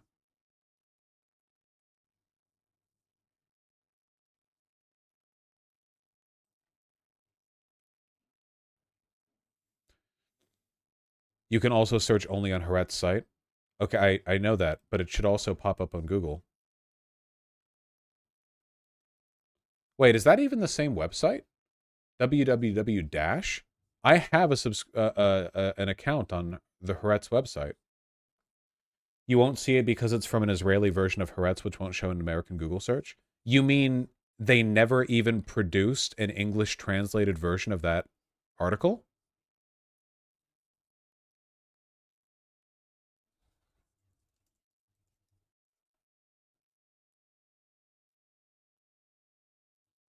Yeah, I don't see anyone with that name mentioned in the Haaretz website.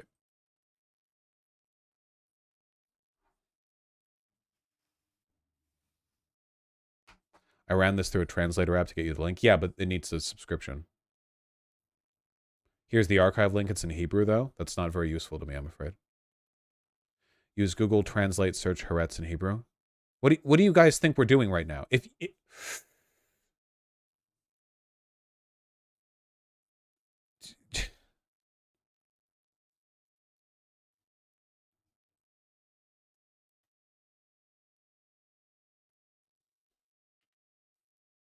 Pull up the Hebrew and Google Translate it. Oh my god.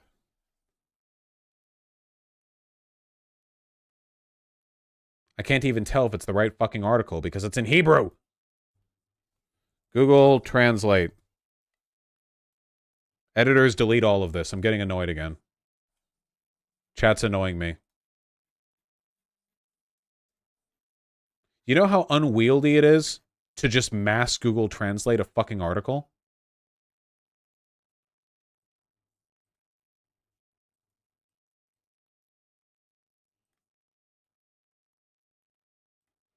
All right, I am paragraph by paragraph. I am selecting. How do you're fucking Toval Escapa. Okay.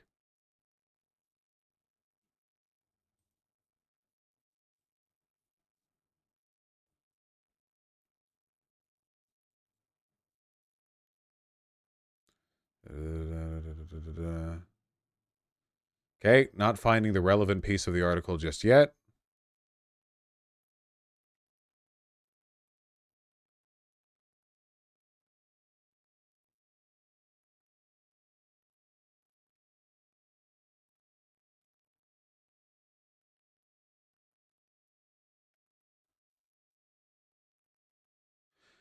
Where here did he say the thing that he said in the quote?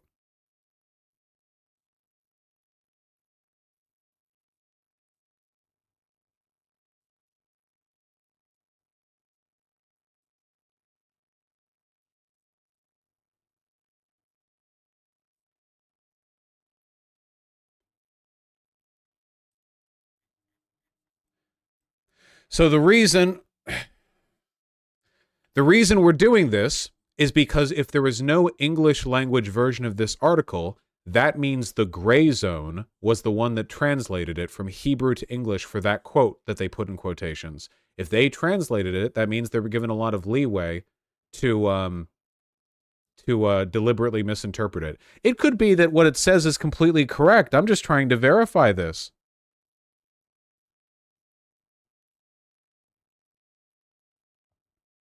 Gray Zone is anti-Israel. Gray Zone is pro-Russia, primarily. Dude, it's right in front of you, idiot. What is?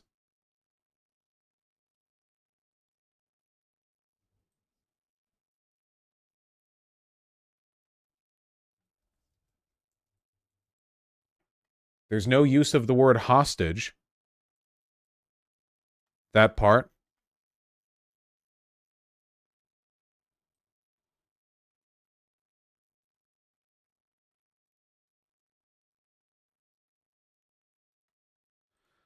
He and other friends set up an HML to coordinate between the residents and the army forces. The recordings received from the besieged residents reminded him of those released from the Yom Kippur War. Panic, shouting, "Where is the army?" And in the background, you hear the clutches in the RPG. His voice broke when he remembered his partners besieged in MMD. According to him, only on Monday night, only after the commanders of the field made difficult decisions, including shelling houses on their occupants in order to eliminate the terrorists without knowing whether the Israelis in those buildings were alive or dead. The IDF-L completed the takeover of the kibbutz. There we go. Finally. Jesus Christ.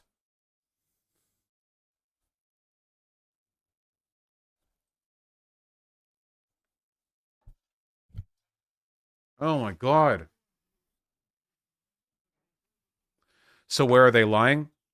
A critical difference. The original article, assuming that the Google Translate was somewhat functional, was firing on those houses without knowing whether or not the hostages were dead or alive. Whereas in this it says to eliminate the terrorists along with the hostages. A subtle difference, but a meaningful one, because firing when you know they're alive and firing when you don't know they're alive are two very different things. Eliminate the Jesus, that took too long. terrorists along with the hostages. These reports indicate that orders came down from the military's high command to attack homes and other areas inside Israel. God damn it, it's another fucking gray zone thing. What is this from? A separate report published in Haaretz noted the Israeli military was, quote, compelled to request an aerial strike against its own facility from the Erez crossing to Gaza, quote, in order to repulse the terrorists who had seized control. The base was filled with Israeli civil administration's officers and soldiers at the time. The reports indicate orders came down from the military's high command to attack homes and other areas inside Israel, even at the cost of as many Israeli lives. Set aside another 20 minutes? Yeah, no kidding. Ugh.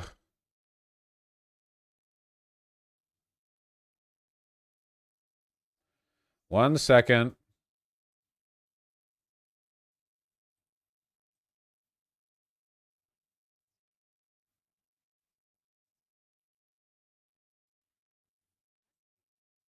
Yeah, this is a separate report. So what, I have to find this one too? Whatever, let's just move on. This is the report in English. Oh, this one has an English counterpart, does it? Can we just, like, assume the gray zone's translation is biased, skip the translating and searching? No. Wouldn't just assuming that make us just as bad?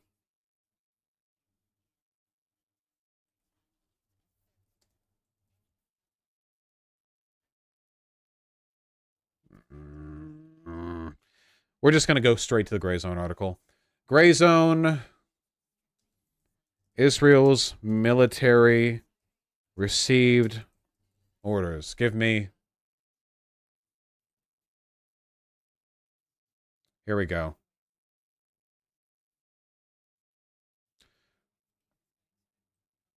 Yeah, it is this. These reports indicate orders came down from the military's high command to attack homes, other areas of Israel, even at the cost of many Israeli lives.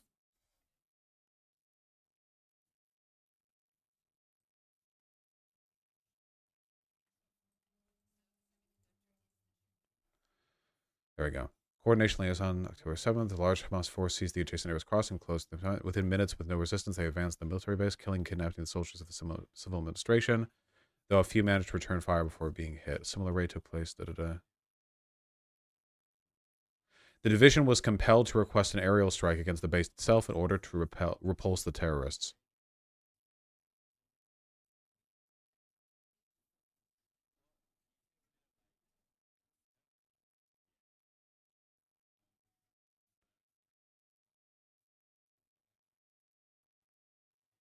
Okay.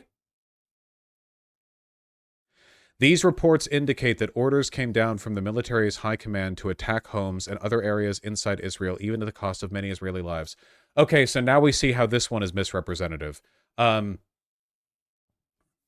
This is, okay, no, man, fucking, notice how consistently the worst sounding thing is not the quote from the article, but rather the information that follows it, usually because it's narrativized.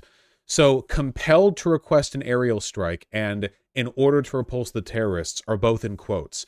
But then the article, without quotes, goes on to say that base was filled with Israeli civil administration officers and soldiers at the time, which this does not say. And then it goes on to say that these suggest attacking homes and other areas inside Israel, even at the cost of many Israeli lives. But again, that's not included in the article. The most that the article seemed to indicate, based on what we've read and loosely translated thus far, are that the Israeli government wanted to very rapidly repel Hamas, and in doing so fired on areas where they knew there were still civilians, which is in and of itself not unexpected. Like, to put it another way, if a big army suddenly attacked Manhattan or whatever, like, the United States government would not go, oh, well, we can't attack back and defend Manhattan because there are still civilians there. That's not really how it works. Israel is very willing to trade civilian lives for political and military expediency, but in this case, like, they're vastly overstating the information in the Haaretz article in order to make their point. Okay, sorry.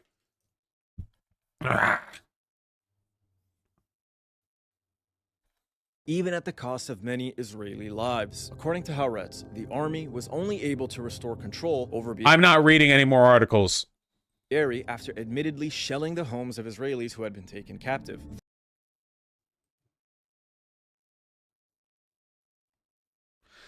Hey, that's interesting. According to Haaretz, the army was only able to restore control over Be'eri after admittedly, quote-unquote, shelling the homes of Israelis who had been taken captive. Notice how shelling is in quotations, but homes of Israelis who had been taken captive isn't. I wonder if I looked at that article, if it would say something more along the lines of shelling areas where there may still have been Israeli hostages. You know? Like, so you understand what I'm talking about here, right? I know it sounds really, like, particular, but these slight little misinterpretations, these, like, little gaffes and fumbles in your directions, doing this over time in enough way, like, bit by bit, you build a mountain of misinformation.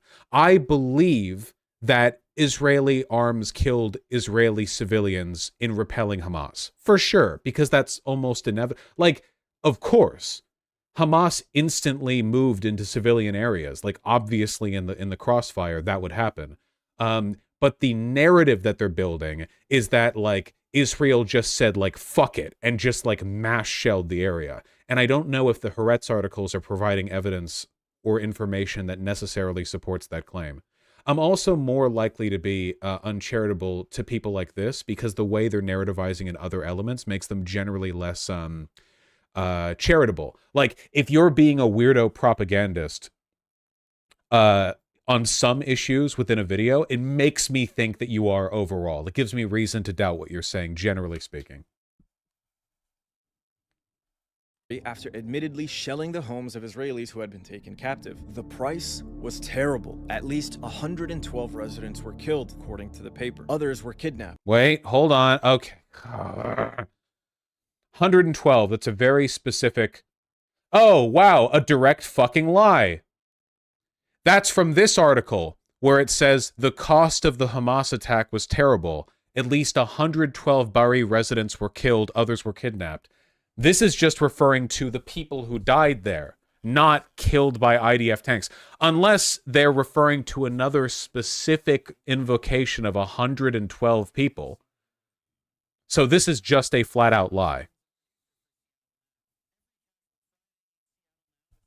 Now, much of the shelling in Be'eri was carried out by Israeli tank crews. As a reporter for the Israeli Foreign Ministry-sponsored outlet I-24 noted during a visit to Be'eri. Small and quaint homes bombarded or destroyed.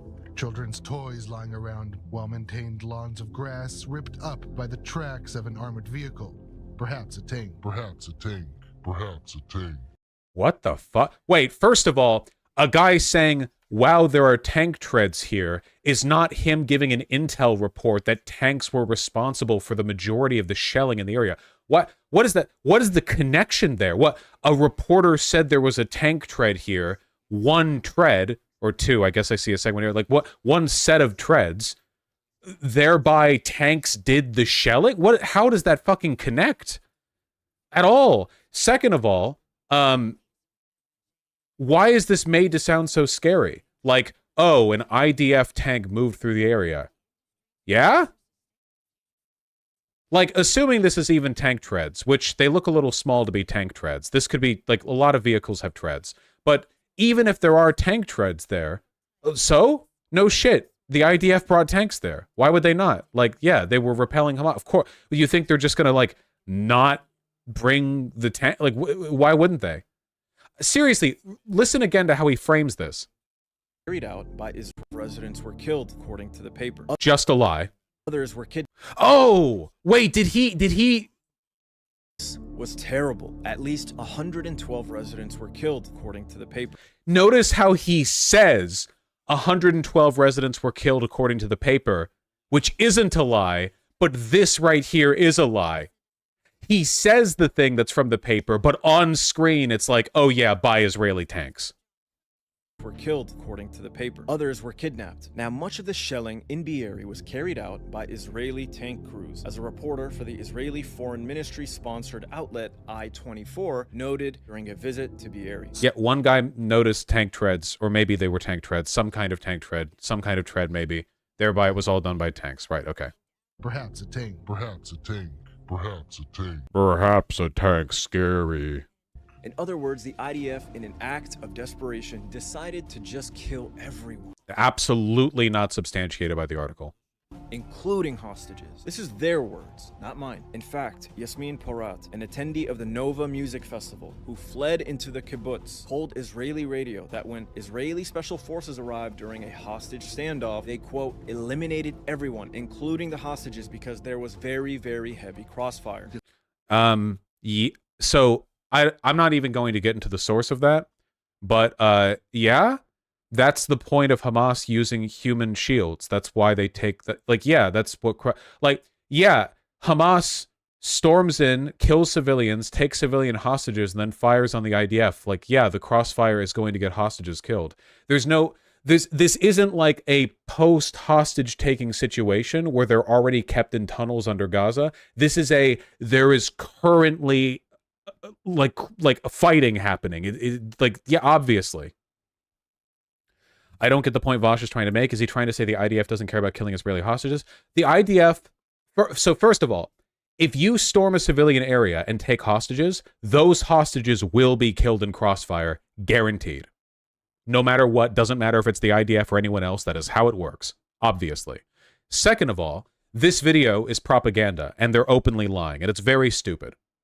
And I hate people like this. I hate that a legitimate, like, morally unambiguous pro-Palestinian cause has to be polluted with lunatics like this who have to lie to make their argument. I hate people like this. It's disgusting. I do believe that the IDF might be more irresponsible with hostage management than other militaries would be in a comparable situation. But the idea that the IDF just, like, shelled without consideration the neighborhood is entirely different to what is reported, and they are if they had a real point to make, they wouldn't have to lie.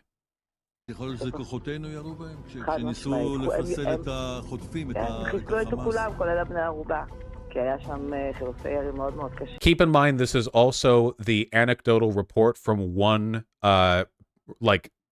witness to what had happened. I don't really think that's the same as investigative evidence. Like, that's not the same as, like, forensic evidence at the scene or whatever. So one person said there was crossfire and a lot of people died. That's not necessarily information of itself. Vosh, why the fuck are you splitting hairs when the cause and effect is so plain? You are propaganda. The cause and weight of effects must be taken in the original context. Bro, if you're in the right, why lie? You don't have to lie. I don't have to lie to be pro-Palestinian. Fuck you. Never come back again. Never, ever, ever defend lying. Listen, okay? If you, like, leaving aside the poor ethics of lying to make your point for a variety of reasons, like, on a purely pragmatic basis, why would you lie when you're already in the right? Like, leaving aside the whole, like, you shouldn't lie thing, there's a double point here, which is you don't even have to. At that point, you're just lying for what? Fun? For the goofs? Well, like, the whole point of being left-leaning is that you shouldn't have to lie to make your points because we're already right about everything. But didn't you defend lying in the past? No. A much engaged in smear, but no. I have been more rigorously honest in what I say and what I believe than essentially anyone in this space.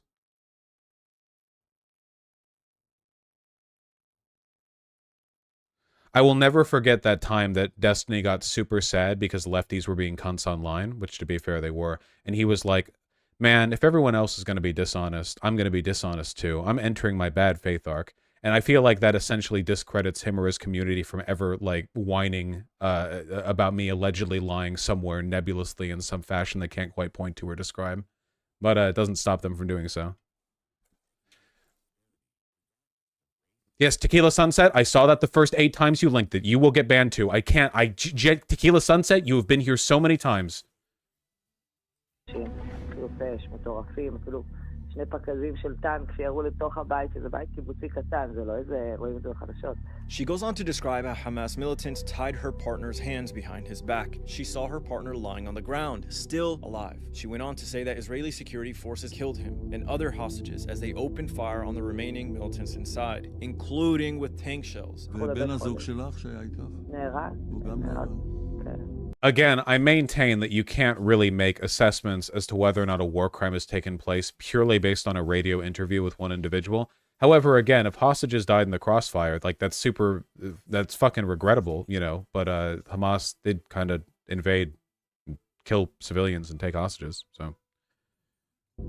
Also, why does he keep like he keeps implicating tanks? Like why are tanks so scary? Like, did you know the IDF had tanks there? Yeah, I did know that, actually. This is why you see large bits of shrapnel and bullet holes in the walls of destroyed kibbutz homes. It's why you see homes turn into rubble. And sadly, it's why you find Oh, well, whatever. severely burnt bodies of Israeli hostages. But there's more. I forgot about the IDF warning, but that's not YouTube TOS.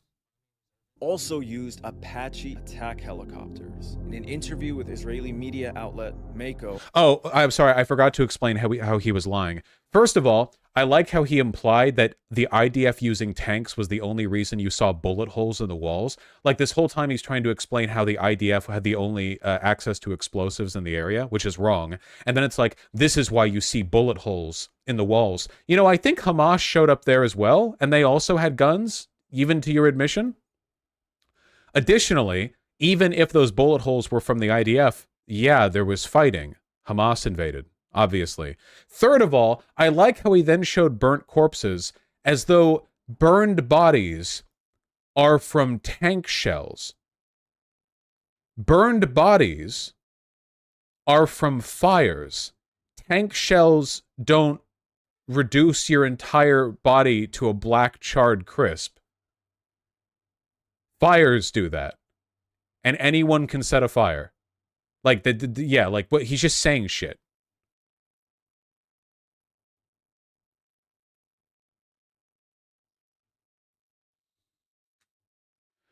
Or fire caused by explosions. It's fire. It can be caused by anything. We've been making fires for thousands of years. Okay, Vosh is being silly. Now the implication is clear. No, I'm not. What am I being silly on? This video just implied that only the IDF could have caused fires or bullet holes.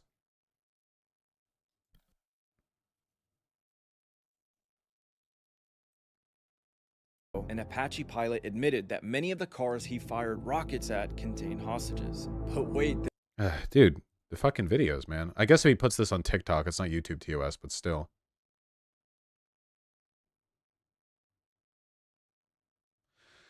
One Apache pilot reflected on the tortuous dilemma of whether or not to shoot at people and cars returning to Gaza. He knew that many of those vehicles may have contained Israeli captives, but he chose to fire anyway. Now, how does the video phrase it? Pilot admitted that many of the cars he fired rockets at contained hostages. Didn't say that. Said he didn't know whether they contained hostages. Because again, the whole point of Hamas invading and taking hostages was so that they could shore up in buildings and in cars and like deter them from being fired at. But obviously, the IDF is not going to refrain from fighting Hamas just because Hamas has cars and buildings with hostages in it. Like, that's ridiculous. Like, literally showing the article as he lies about its contents. But wait, there's even more. Israeli security forces. Are they going to keep showing fucking bodies, dude? Hold on. Yeah, it seems like they are. Ugh. also opened fire on fleeing Israelis whom they mistook for Hamas gunmen. A resident of Ashkelon named Danielle Rachel described nearly being killed after escaping from the Nova Music Festival, fleeing even more. What is this article from? Is this also from the fucking gray zone? It's not even showing anymore. A resident of Ashkelon named Danielle Rachel described nearly being killed. Okay, so this is again a one-person testimony that's being framed as like absolute facts. Also, it wouldn't at all surprise me if soldiers like accidentally killed civilians. Also opened fire on fleeing Israelis whom they mistook for Hamas gunmen. A resident of Ashkelon named Danielle Rachel described nearly being killed after escaping from the Nova Music Festival when it was attacked by militants. As we reached the roundabout at a kibbutz, we saw Israeli security forces, she recalled. We held our heads down because we automatically knew they'd be suspicious of us in a small beat-up car from the same direction the terrorists were coming. Our forces began shooting at us. Lastly, let's discuss how an IDF commander ordered an airstrike on his own position. As we reached the roundabout at a kibbutz, we saw the IDF, Rachel recalled. We held our heads down because we knew they'd be suspicious of us in a small beat-up car from the same direction the terrorists were coming from. Our forces began shooting at us. When our forces fired at us, our windows shattered, she continued. It was only when they shouted in Hebrew, "We're Israelis," that the shooting stopped and they were taken to safety. Wait, that's all they're getting? That entire point was the testimony of one person who was present at the festival, and what she said was, yeah, when we came running at the soldiers from the same direction as Hamas, we were fired at, but when we announced we were Israelis, they stopped. That's not really that egregious of behavior. I mean, that doesn't seem that exceptional to me, but okay. Up car from the same direction the terrorists were coming. Our forces began shooting at us. Lastly, let's discuss how an IDF commander ordered an airstrike on his own position. The very first target. That's just a big nothing burger. I think it's important to go over stuff like this. Nobody doubts my my pro-Palestinian, creds here, I guess. It's just like I still think it's important to be able to like logically think about propaganda, you know? Also, what are they blurring out here out of curiosity? What's being blurred out? The Palestinian fighter, like the foreign language text, but why blur it?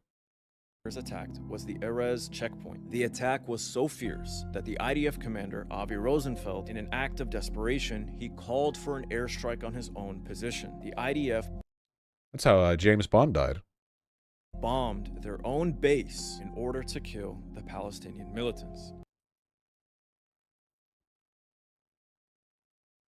I don't know, that sounds badass to me. Wait. So, first of all, that happens in warfare. Second of all, that's not civilians. And third of all, that's cool. If you're in a fucking war room in a basement, and you're like, yeah, shell our position because the guys above you are the enemy. Like, I don't know, that's cool. Yeah, cool. It's kind of based, actually. The IDF bombed their own base in order to kill the Palestinian militants. So what should we take from all this? Do we absolve Hamas of their actions on October 7th? Of course not. None of this would have... Oh, hey guys, he condemned Hamas. ...happened had they not attacked. Now, whether or not they have the right to resist occupation and apartheid with the use of force is a topic for another video. But the point of this... Is it? I think they do, generally. If they're going to do it, though, they have to do it right, not with Hamas. But, like, that's what Israel's tried to do. Israel's made Hamas, like, their only option. Video is to highlight how the IDF's poor response and performance led to the deaths of their own people. This is the bullshit that I'm talking about. This has like 34K likes and a bunch of retweets from only a few days ago. Legitimate pro-Palestinian sympathy is going to get mixed up in this bullshit propaganda, and it's going to lead to a bunch of people arguing over like whether or not October 7th was a false flag or whether or not IDF incompetence. Well, the IDF was very incompetent during October 7th attack. There were like many mistakes made, but the narrative in this video is like, hey, Hamas didn't even kill that many people. It was the IDF that did it. But generally speaking, morally speaking, Hamas is still on the books for people killed by the IDF during this invasion. I'll give you like the Ukrainian example, right? Russia invades, you're fighting over like Mariupol or something, and then like in the crossfire, Ukrainians end up killing some of their own people purely by accident, firing shells, like, bullets, like whip past into buildings, whatever. Those people are still, their deaths are still on Russia's hands, because they're the ones that caused the situation to take place. They were the one that forced the hand.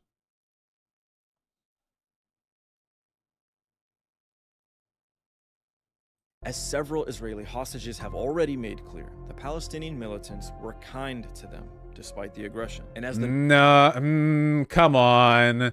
One woman said that after being released. One woman said they were treated better. No, come on.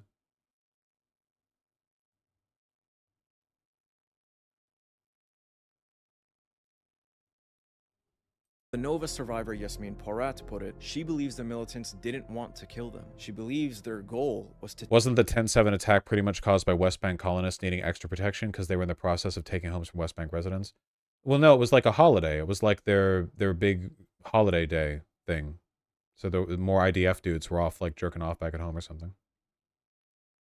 To take them back to Gaza as hostages. The entire point of the attack... This is very disingenuous because he's conflating Hamas's treatment of hostages in Gaza with hostages that they took during the October 7th attack.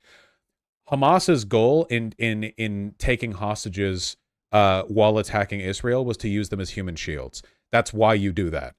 Their goal in taking the hostages back to Gaza was to use them as trading chips. Those are two very different situations, Like, do you seriously think Hamas was treating the hostages with kindness when they were literally, like, storming into their houses, shooting them, and then keeping some alive so they can use them as human shield? Come on, dude. Seems to be the capturing of Israelis as hostages in order to trade them for thousands of Palestinian political... Yes, after the attack. Like, after. I saw Posada Shan, I saw. The first time. Always I see the first time. I see everything the first time. Thank you. Prisoners. And in the chaos that ensued, many people lost their lives. Now, some people say, who cares how it went down? People died. Babies died. Is that not awful? Well, of course it is. But the reason we have to cut through Israeli propaganda... Fuck off. ...is because it's being used to justify acts of genocide. Oh my god, dude, the fucking... in Gaza.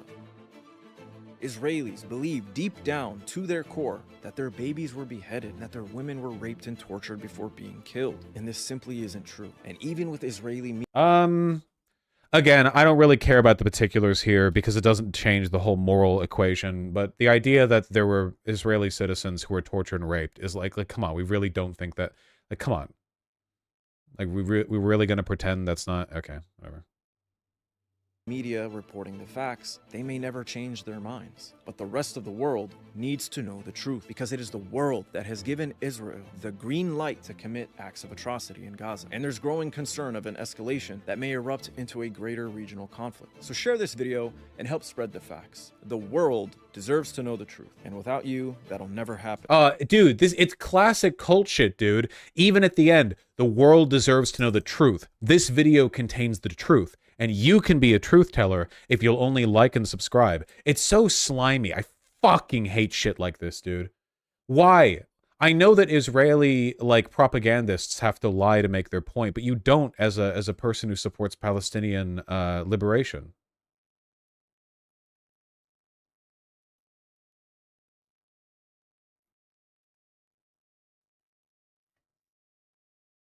Ugh.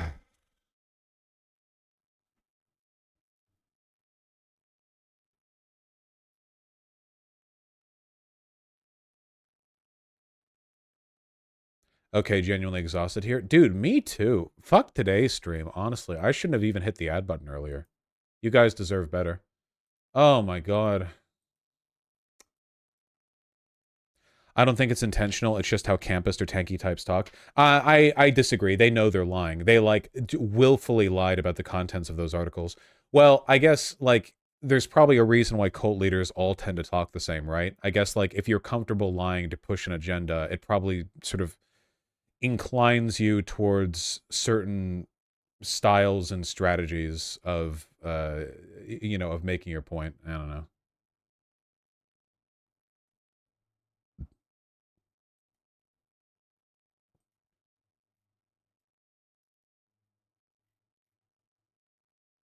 You keep posting that, K Comrade Robin Hood.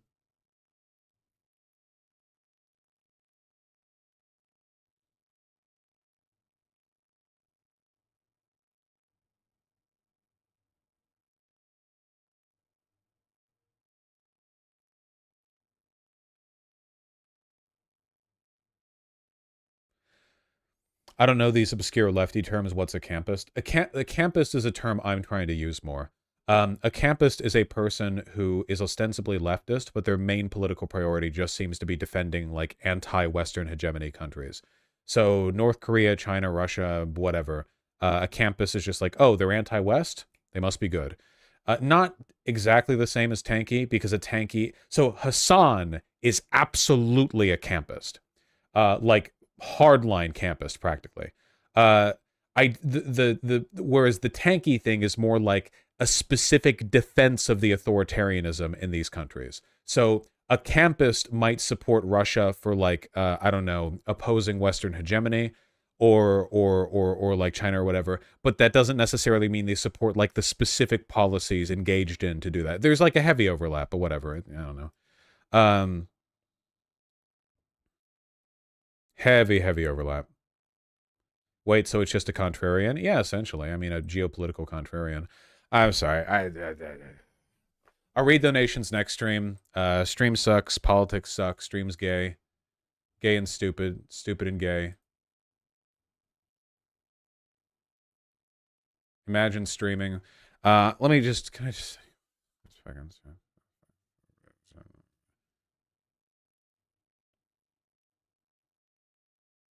Okay, I'm going to send you over to the Surfs TV because I said I was going to the other day and then I ended up not actually doing it.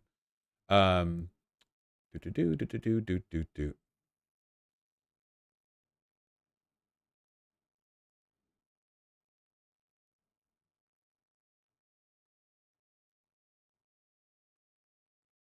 Where's the button? Okay, I found it.